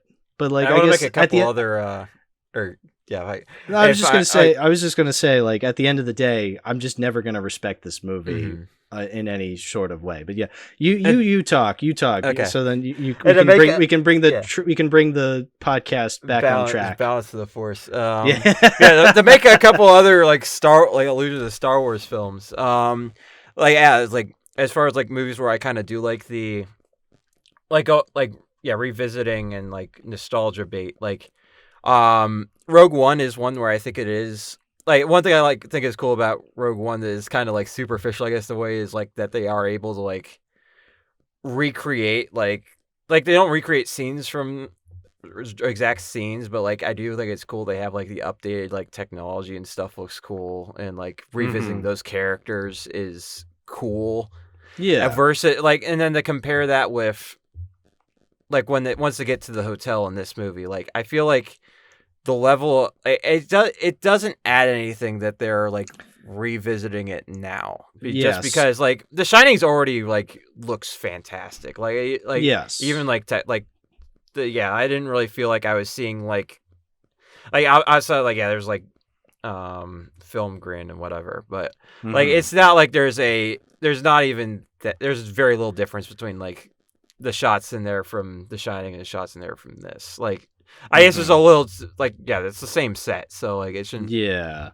Well. But yeah, so it's not like an upgrade there technology wise, but I do think it was cool that I think that the lighting and the dilapidatedness of the hotel is kind of cool. Like, it does like the darker does kind of add a little bit to the ante. Outside of the worst shot in the film where they stick his head in the "Here's Johnny" hole, and then they literally show the shot. Like it's literally just like they chroma keyed, or like it's not chroma key, but like they I'm an editor. I should know the term for this. They quick cut to Wendy. They did a quick cut to Wendy from this. Like that's not what I'm talking about. Like they literally. I don't even think they reshot the scene. I think they just cut out Jack from that original shot in the movie and stuck, because it doesn't look super that natural. I think they actually like cut out Jack's face from the original and then put Ewan McGregor in there instead. You think so? I think so. It doesn't look natural. There's something that's wrong interesting. With it. Yeah, no, but that would be interesting if they did do that. I mean, it's scummy because it's just like, oh, haha, I get it, reference. But yeah, no, that's interesting. But yeah, they also do the quick cut to Wendy to be like, remember this scene? Remember this scene? It's just like, I remember. Oh God, yeah. So I mean, that's something that I can talk about. So like, yeah, I think the lighting also wrong on that shot. The lighting feels off in that shot. Yeah, that too. So that's the thing about like the climax of Dr. Sleep. It is unabashedly a member berries for The Shining. And here's the thing. The Shining is not a movie you want to have member berries for. Now, obviously, you can have nostalgic tingles for it. I do because I love the movie. But, like, I get nostalgic tingles watching The Shining for The Shining because I love watching the movie. Whereas, like, this is a different movie and you're giving me nostalgic tingles for The Shining. I don't know, because like when it's something like Star Wars or Terminator or The Matrix or other like franchise movies that have had sequels before, like, and you're like making references to like different aspects, like I don't know, it makes more sense when you like glorify a lightsaber. It feels weird trying to glorify The Shining in that same sense. Like you're turning like the rooms and whatnot, and like you're turning the rooms into a lightsaber moment. It's like this is so stupid. Like why are you doing that for The Shining? Like it's like if years from now they did that with Drive. Like could you imagine like a sequel to Drive or The Lighthouse?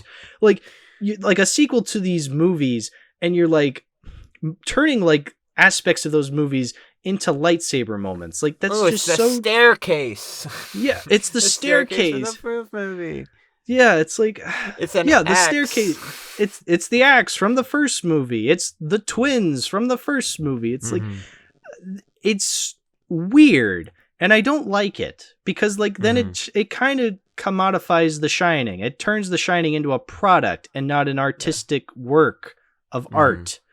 Like I can be okay with it with something like Star Wars because Star Wars I also see as art, but I also see Star Wars as a bit of a product because I mean it's Star Wars, like it's everywhere. I get it. But like when it's The Shining, no, it's you really can't. And that's the worst crime I feel like this movie commits. Like as I said, like the whole thing pisses me off, but like on a grander scale, but like the climax especially pisses me off. How they're just like, we gotta return to the hotel and we gotta have this epic showdown and we gotta turn the ghosts into an Avengers moment where he's just like, oh, they're hungry, and then like they just show up and it's just like you really expect like the Avengers theme to start playing with when the ghosts show up. How it's just like da da da da. You're just like, really?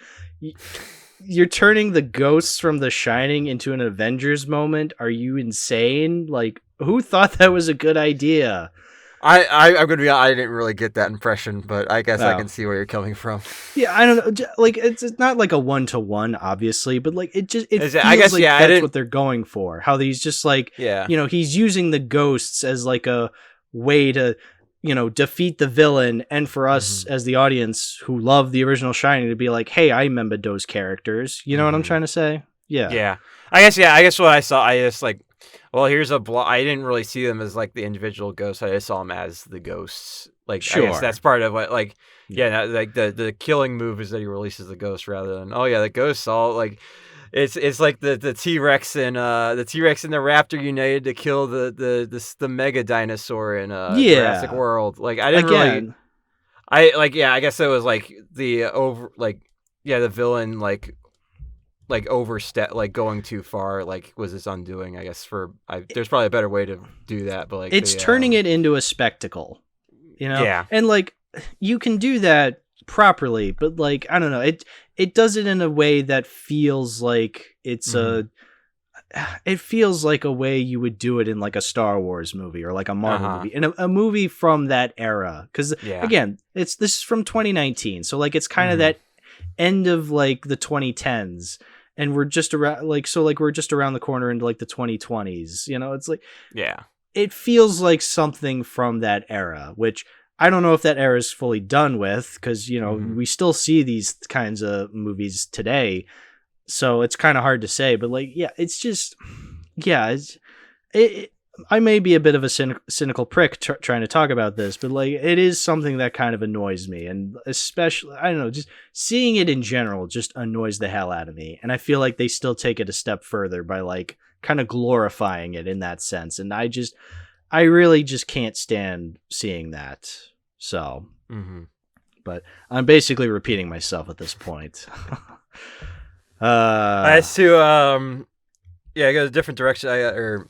Another Star Wars comparison. I like that. I feel like this makes a better Obi-Wan show than Kenobi does. I saw your review and I thought that was really funny. Which, I absolutely like got like that when you'd have Dick show up like as like a force, it's not actually a force ghost, but like being like his conscious. Like I kind of got those vibes from go ahead. I was just gonna say, remember the scene where like Dan snuck Abra underneath the Imperial coat? Oh yeah. That didn't happen. I was just poking fun at Obi-Wan. Well, I guess to make a very obscure reference, if you've seen the Star Wars Detours, the release, the leaks that exist, or like the commercials where I remember like Qui-Gon is like bothering Obi-Wan about like moral stuff and like being annoying. And I guess like where Dick shows up and is like, oh yeah, you're gonna steal money. Like I kind of like gave you the annoying like, oh yeah, the good angel on his shoulder, except it's the ghost. yo, dudes, the Empire's like totally Pretty chill. Cool. You should like join Like, it and join it stuff. or something. That's what it was. Actually, so speaking of Dick, I actually want to ask. So maybe you can kind of clear this up. So, when was the first time so the version you were watching? When was the first time you saw Dick? He is on. It's Danny's still young, and they're like Okay. sitting on like a park bench discussing things, and he tells them how to use the boxes to capture them. Okay, how long did that scene go on for? I don't know, like a couple minutes. Okay, because I feel like the director's cut version I watched, it went on for a long time, and I almost didn't. I almost didn't recognize the scene. I thought like. But like, if you're saying so, like obviously it probably was in the original theatrical cut because that's the scene where he teaches him how to use the box. Yeah, it's like it could be is more long-winded in the extended cut. It might be, but then it's also weird that like later there's that shot when he's like in the apartment and he's like steals the woman's money and like Dick is in like the background, but it's like okay, we've already seen him, so like why are you hiding him in the back like that? Like that was just kind of a weird. That was kind of a weird reveal. You know, like that's kind of a reveal you would do if like that was the first time you were watching him. Like if they did that when you first see him in Florida when like Danny's a kid, but they didn't do that. So it's it just seems kind of out of place. I don't know. It's another excuse for me to shit on the movie. I apologize. That's fine. I back to the comparison. I do like that I think it definitely deals with like emotional trauma better than Obi-Wan. Like I like what the it's like, so I think that I like that it's I don't want to make this like a bashing Obi-Wan, but I do think that like they address like he is dealing with drinking and he is like dealing with it in a poor way, and I do like even though they like kind of skip a lot of the development, I think that his like going for help is like I think that like credit. I think Ewan does a good job acting it. Like, for sure. Like you could tell, like, it's like it's a good setup to like where he is, and like it's relatively satisfying. Like, even though it's 8 years later, like it's kind of satisfying to see. So no, I completely agree. I think I'll give this movie that it is much better than the Obi-Wan show. Again, like even though I've been bashing it. Even though I've been bashing this movie, like again, like I do agree with you on a lot of your points. How you're saying, like, oh yeah, this was done well. It's like, that was done well. I just wish it wasn't part of the Shining universe. Yeah, because it's like that's when I know. Like another thing, this has nothing to do with it. I don't know if I want to move. If you want to move on from that point, if you had anything else you wanted to say about that point, I can move on. Okay, good, because I want to mention this thing that is. Always annoyed me ever since I first watched this movie.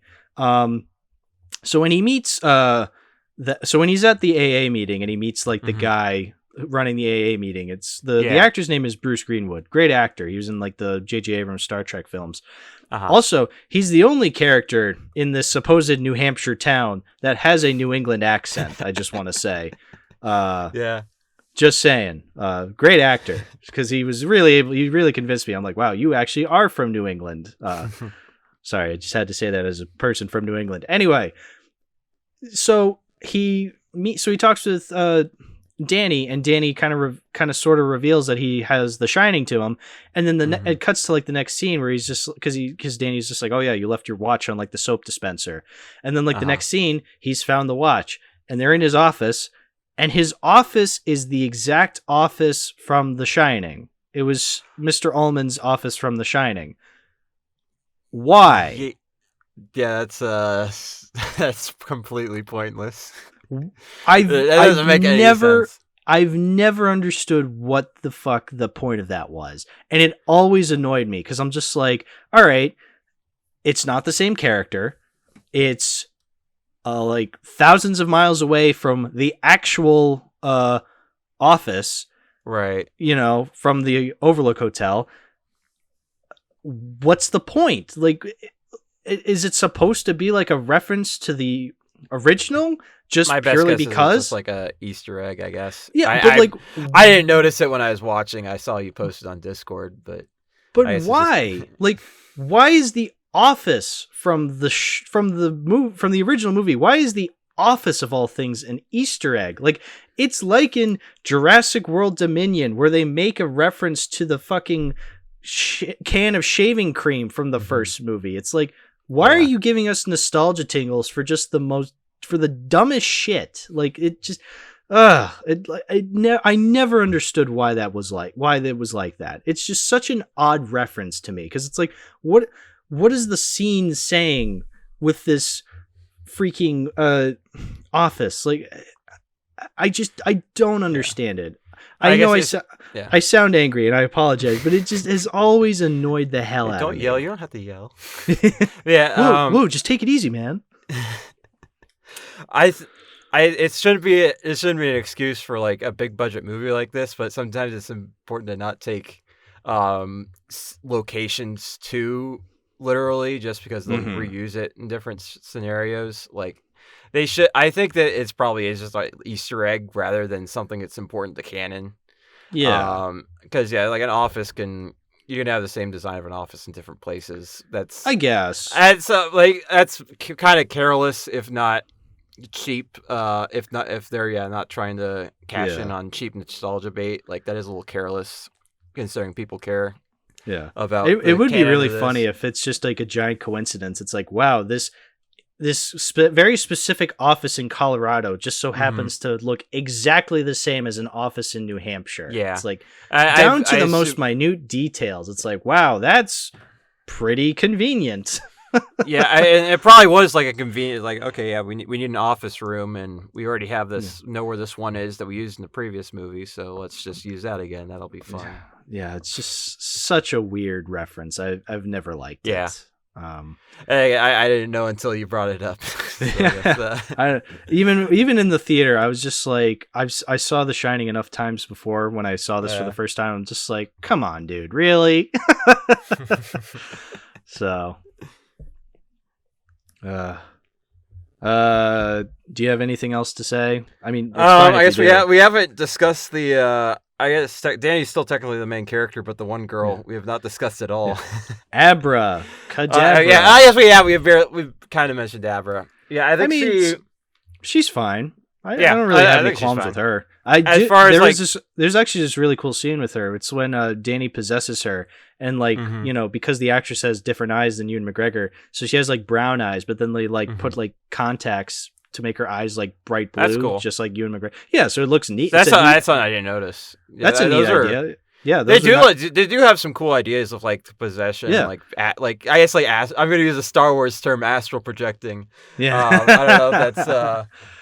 I don't know if that's can be used here too, but it was better astral projection than in Last Jedi. I'll give it that. Yeah, I think there is like cool concept, and I was not.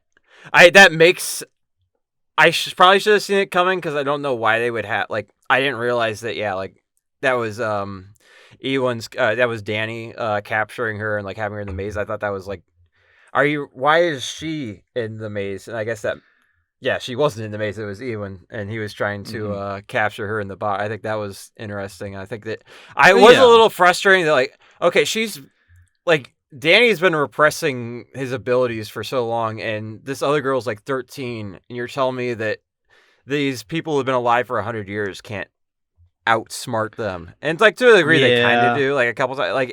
They do still kind of go down relatively easy. She does escape Danny's plan, and then the ghouls, who are kind of their own thing, are the ones who take her out. So it's not that bad, but it's this is... Well, there's a little bit of the Mary Sue of her, where this girl is just overpowered to a degree. Yeah, but that's that's kind of how magic works, I guess. It's not you work hard to Well, that's the thing about this movie that also kind of annoys me. How several characters to this little girl are just you're so special. You have ultra shining or something like that. It's really why does every main character have to be special? In that sense, it's it would have been way more. It would have been way more interesting and tense. The tension would have been nice if she was just a normal shining user. She's 13 years old. She doesn't really have a grasp on what she has here. It's like, so that makes when she actually does defeat the villain a little more interesting, because it's like, wow, you actually pursued an obstacle. But then it's like, okay, you're like this ultra powerful character, of course you beat the villain. It's like, that's not interesting. That's so cliche. It's like, yeah, of course you've defeated the main villain. The whole movie you've been told that like you're like ultra special and you have like ultimate shining and you're super cool and like stuff like that. And like even Danny has that. They're just like, wow, you're so talented. It's just like, I don't care. Like, also, yeah, he's been, what do you mean he's special? Like, he's an alcoholic. He has been suppressing his shining powers. Why is he so good at it all of a sudden? Like, that just doesn't make any sense to me. Yeah. Well, I guess like it, and that'd be like his shining is like present enough to like they said, most people don't know they have it. So like, there's not going to be that many people that know they have it. So I guess suppose, and to that degree, like that's like the special thing in the movie. So like I understand why he's like relatively like that's a relative power, because like obviously like not everyone can like have visions of the future. So like I obviously had something. But again, it's like commodifying it and turning it into a superpower, and it's just like, okay, but I don't like that. Like, you're just making him into a Marvel superhero. It's like, just make him a normal guy who can read minds. It's like, just don't make it so fantastical. I mean, yeah, make it magical, but like, don't make it too fantastical. You know what I'm trying to say? Yeah. Yeah. And also the whole like defeating the villains so easily. Yeah, there's that scene where like they lure the villains into the woods and then they just start shooting them with guns. Right, that was certainly. All of a sudden they just like burn alive, except for that one girl who like, except for Snakebite Andy, because she's the one character in that group who got the most lines. She's the last one to die, and it takes her 3 bullet wounds to kill her, whereas like everybody else, they shoot them once and then they're down for the count. It's like, wow. I guess that's probably. I assume that's because she's younger. And it's like, it's like the older ones that are like, they don't really establish it. Yeah, they don't really establish that though. It's like, it's kind of weird. Yeah, it is kind of like, like there's so many scenes where the police should have been involved and they just aren't until the end. And like, the police. Like, the fact that they just like die from a bullet is kind of underwhelming. Well, here's the thing. It's like, you bring up the police. Yeah, there's that scene where like the dad of Abra like is just like, all right, we got to contact the authorities, and and Danny makes it a point to be like, no, sir, like these people are powerful. They're rich. They probably own the police or own the FBI. It's like, what? That was never established. They look like country bumpkin hippies. Well, yeah, they said it like they're probably no concern to him, which I feel like they should be able to, because they can kind of mind, but then they aren't. When it comes to conflict, they aren't that impressive. No, but here's the thing. It's like, the point I'm trying to make, though, is that like they try to like make them like these like all powerful Illuminati type characters. It's like, no, like you don't establish that. Like, if anything, they're still a threat to the police. Like, if the police like showed up, like I'm sure Rose the Hat could just like snap all their necks like in one twitch. It's like, that's the power they have physical power. Like, I don't know, it's like trying to turn it around and be like they own the police. It's like they never established that. It's like that's like such a weird way of putting it. I always felt it's just like make them like they're just powerful because they literally have magic powers. Like, yeah, of course they could take out the police and FBI in like one snap. Of course they could.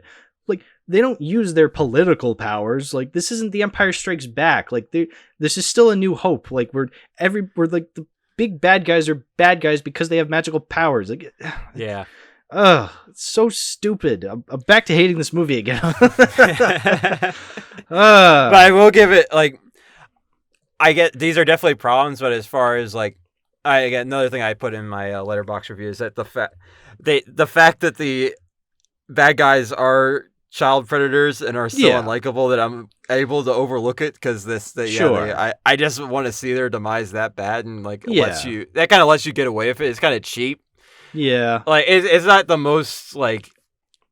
Yeah, it's kind of cheap storytelling, but it works. Yeah, mustache twirling pedophiles. Yeah, kind of hard to root for them. Exactly. Yeah, so you definitely So even like though like I forgot Abra's like kind of overpowered. You do like to see her like fuck up the hat.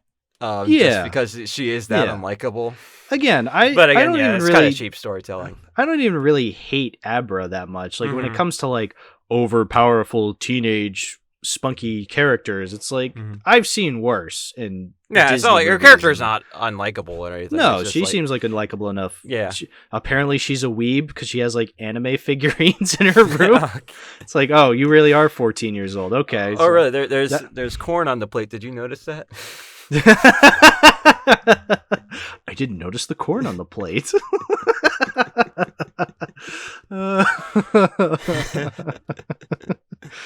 Yeah, again, but yeah, it's just kind of like, oh, another really overpowered new introduced character. Okay. Yeah, whatever. I mean, she's got telekinesis with the forks and stuff for some reason. Yeah, I can do that. Yeah. She has in her mind she has no eyes, but she has a blue anime wig. I will say the mind thing where like, you know, everybody's mind is different. Like Danny's is like the maze, hers is like her bedroom with like a bunch of filing cabinets, and Rose's is like a cathedral. Like, yeah, again, neat idea, really cool. I would rather see that explored in a movie that's not a sequel to The Shining. I guess, yeah, like I got a couple of notes. I think it's interesting that they stole the Scream canisters from Monsters, Inc. Like, yeah. It's the same exact concept, basically. Yeah, exactly. Yeah. That's true. Like, what's it called? Like the steam? But yeah, it's like the steam becomes from the screams, and yeah, they stick them in the canisters, and they can release them for... They're releasing essence. It's not electricity, but yeah, it's like their own like body energy. I mean, it's essence. It's to connect this movie to the Dark Crystal. It's just like they're stealing the essence of these people, and they're like using it to stay young forever. Yeah. It's like gold dust from Thomas and the Magic Railroad.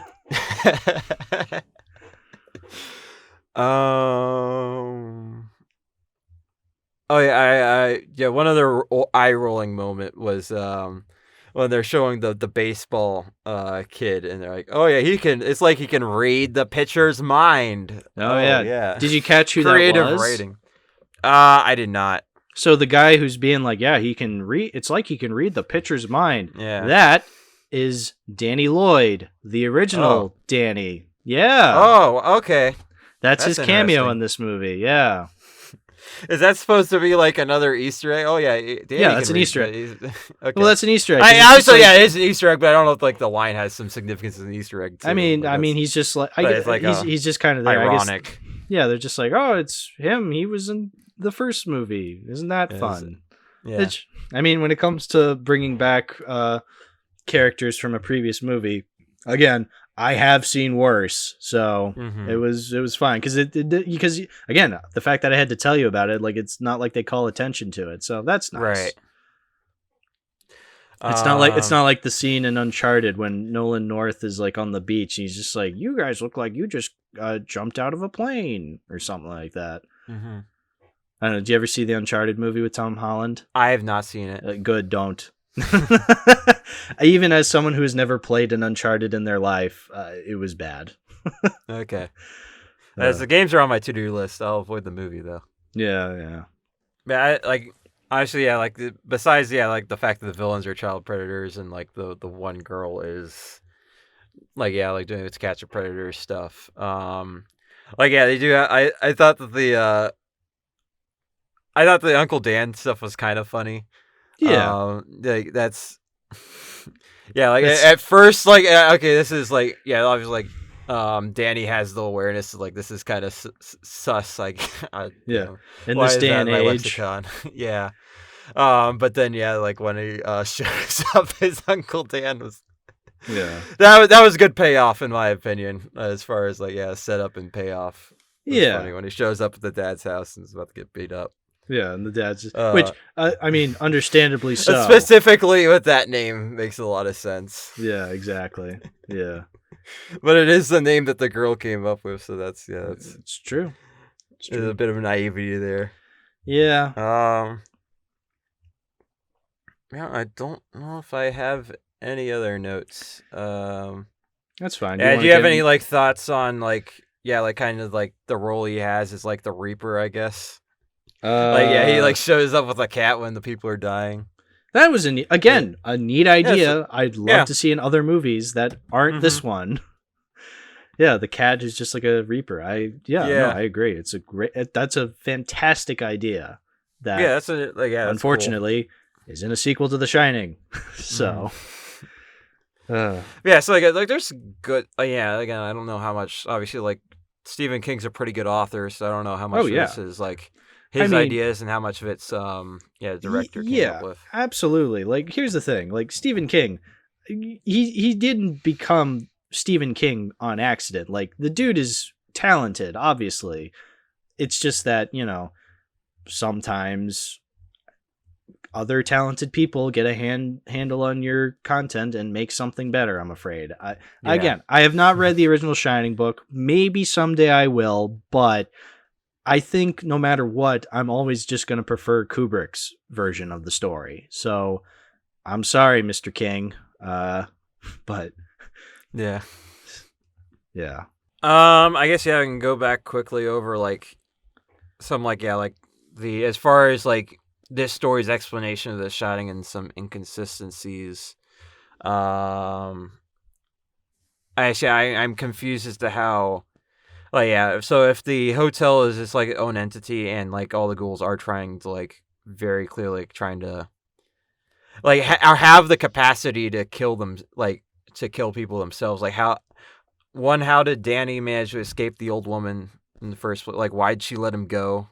Yeah. Like how, which maybe it has something to do with The Shining, but it's not, obviously it's not in the film. I guess unless you want to say that, like, a second point, unless you want to say that like time is non-linear, like they definitely like to explain, like there's definitely an emphasis on like Jack's deja vu in the hotel, like he feels like he's been there before, and that links back to like the picture at the end. Sure. But if it's that doesn't necessarily, like I guess in this movie's timeline, like he gets like he comes one to the hotel, I guess, and like all the other guys like assumed like they were there, they're added in the past, but they weren't. They obviously couldn't have been there in the past, but like they're added to it, like they embody the past of the hotel, I guess is my interpretation. But that doesn't explain. I guess that deja vu isn't a real thing, so I guess that's just how deja vu is unexplained in its own right. They went back to the past to play shitty games that suck ass. I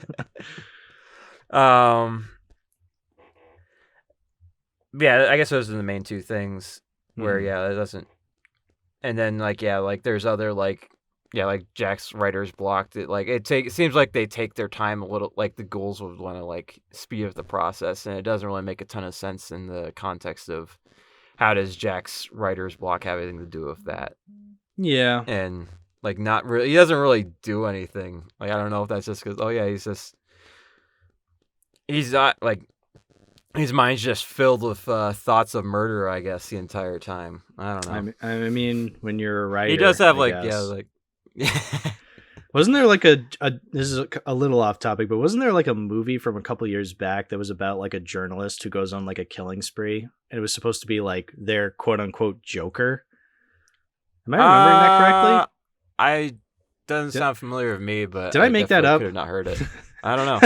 I don't know. It sounds like it sounds stupid enough that it might be true, but it might just be me making something up. I don't know. It just that's just what I thought. That sounds possible. Yeah, I haven't heard of that.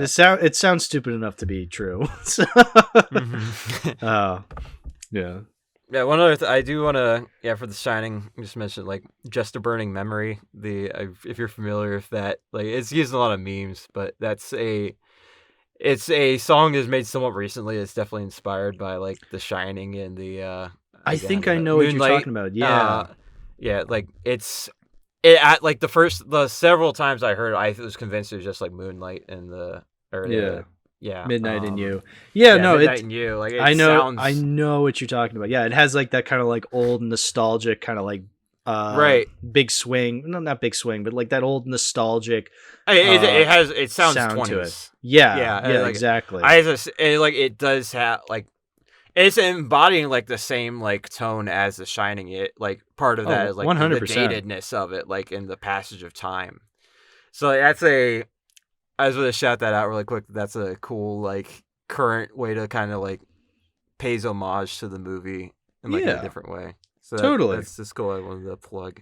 You know what? That's a good point. That is a good way of putting it. But like that in and of itself is a better modern continuation of The Shining, because like it's taking like this idea and making its own thing. Whereas, Dr. Sleep again is trying to recapture The Shining itself. It's not trying to build upon. I mean, it claims it wants to build upon what The Shining established, but it can't, because again, The Shining established itself as like its own like contained thing. So and then it is more like a piece of art than a franchise. Like you can't exactly. It's not something to make a sequel to. Like I said, it's not Star Wars, and they're trying to Star Warsify the Shining, and I don't like that. Being said, like obviously like, it is like there is a book it's based off of, so I don't super. We obviously have two like different like opinions on it. I don't super fault them, and I like am not too worried about like what it says about The Shining. I don't really care too much personally. Sure. Like that it is annoying sometimes when it wants to be a sequel too hard, but I think that I'm able to like generally separate it just because it isn't. It's the only like reoccurring character it really relies on too much is Danny, and he was only 5 in the first movie, so it's not sure. And so like the stuff in the hotel is annoying. Like one other note is like, are you really trying to tell me that literally nothing has been moved since the last movie? That they literally did like there wasn't any investigation. Like you might as well just have left Dick's corpse on the floor. You literally touched nothing. Yeah, it seems like the exact same. I mean, obviously it's boarded up, but like, it does seem kind of convenient. Yeah, but to go off your point, how like, you can definitely separate it. As angry as I sound in this episode, and I will admit I did sound very harsh to this movie, and I feel kind of bad, but at the same time, I'm very passionate about the original Shining, and so, these sequelisms really do annoy me, but I'm not one of those people that like, gets solely like offended by like my childhood. Yeah.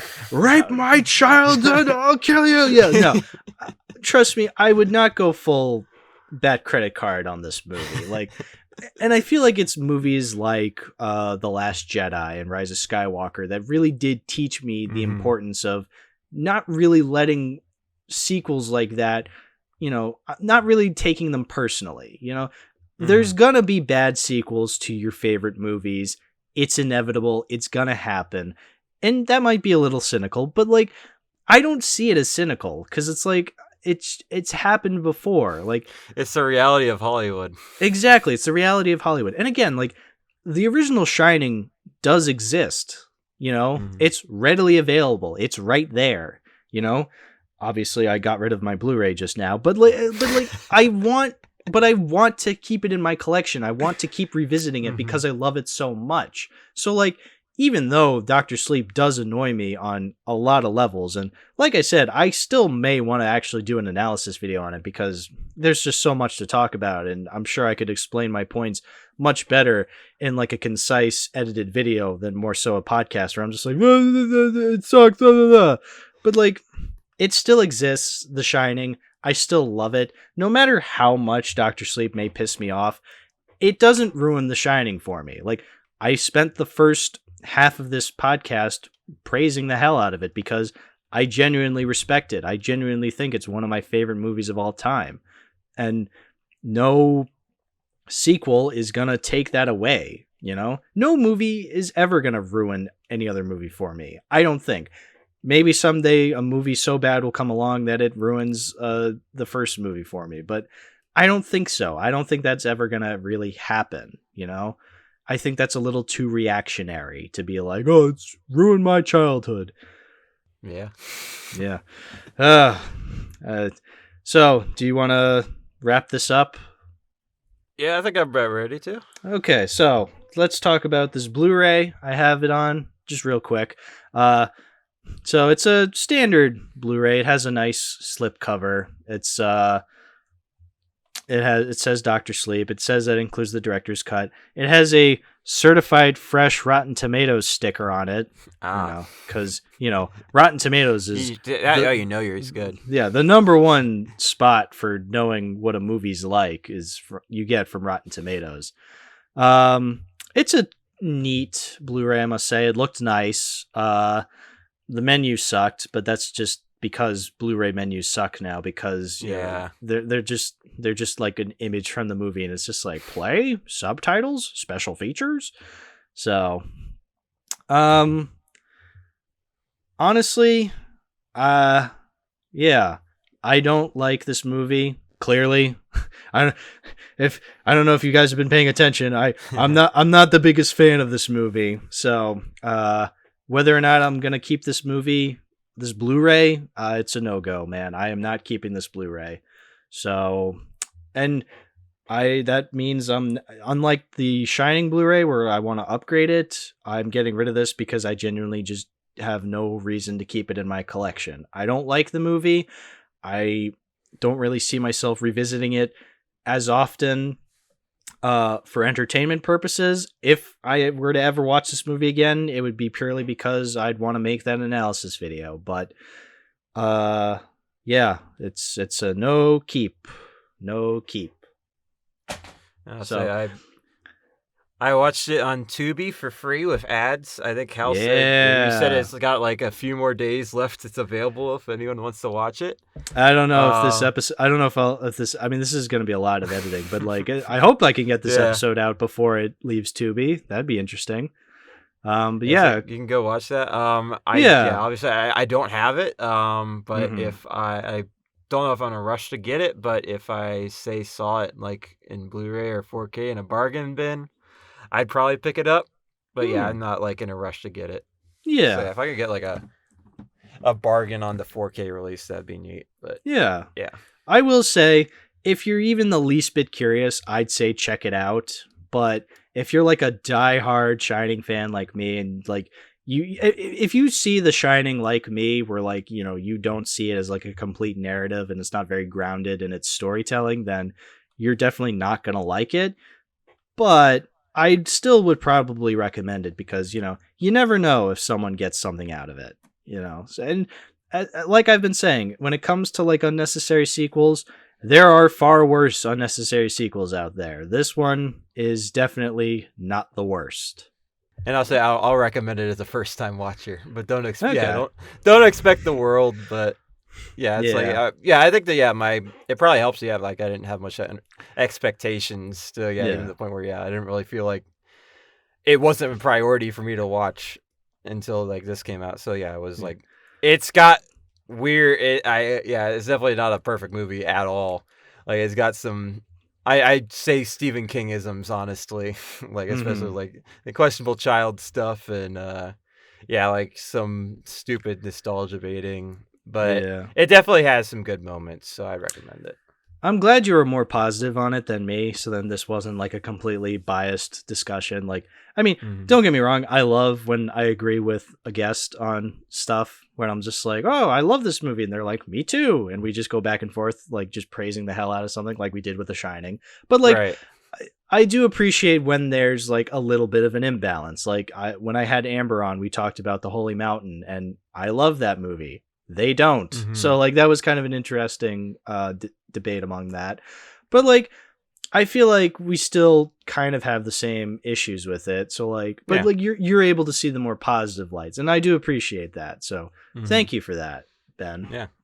And I'll say like I think everyone else like the performances are good outside of like like the casting of the original, like there aren't people like Jack, that kind of goes back to there aren't people like Jack Nicholson and or Shelley Duvall. Like you don't see people like they're very unique, and so it's kind of hard to recast them. They did not exactly do a good job.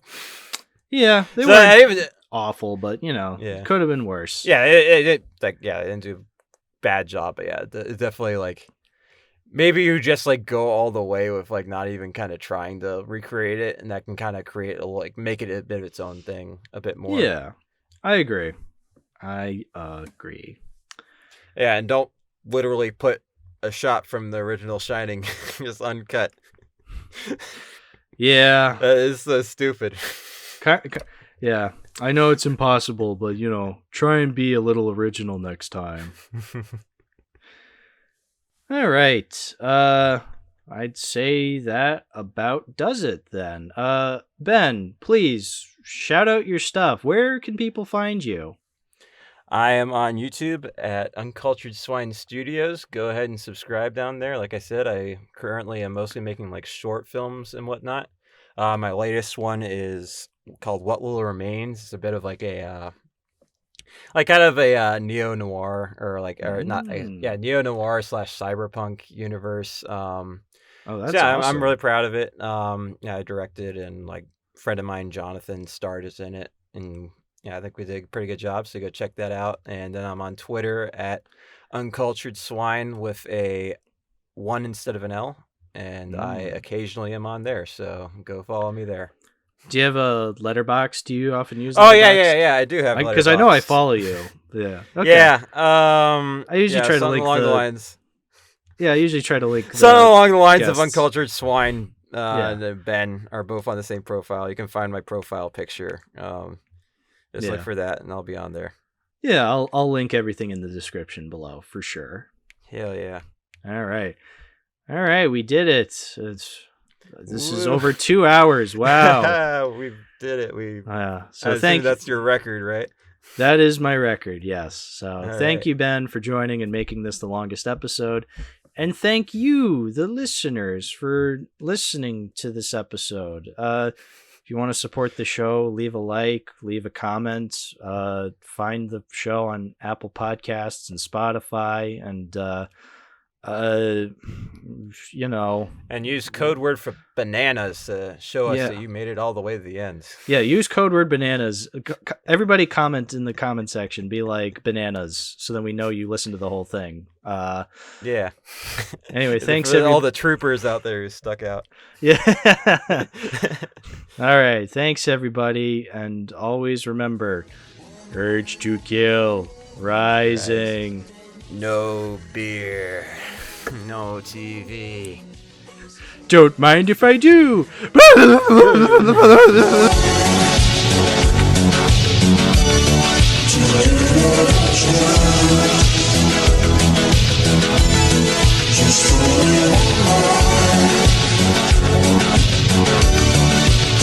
Just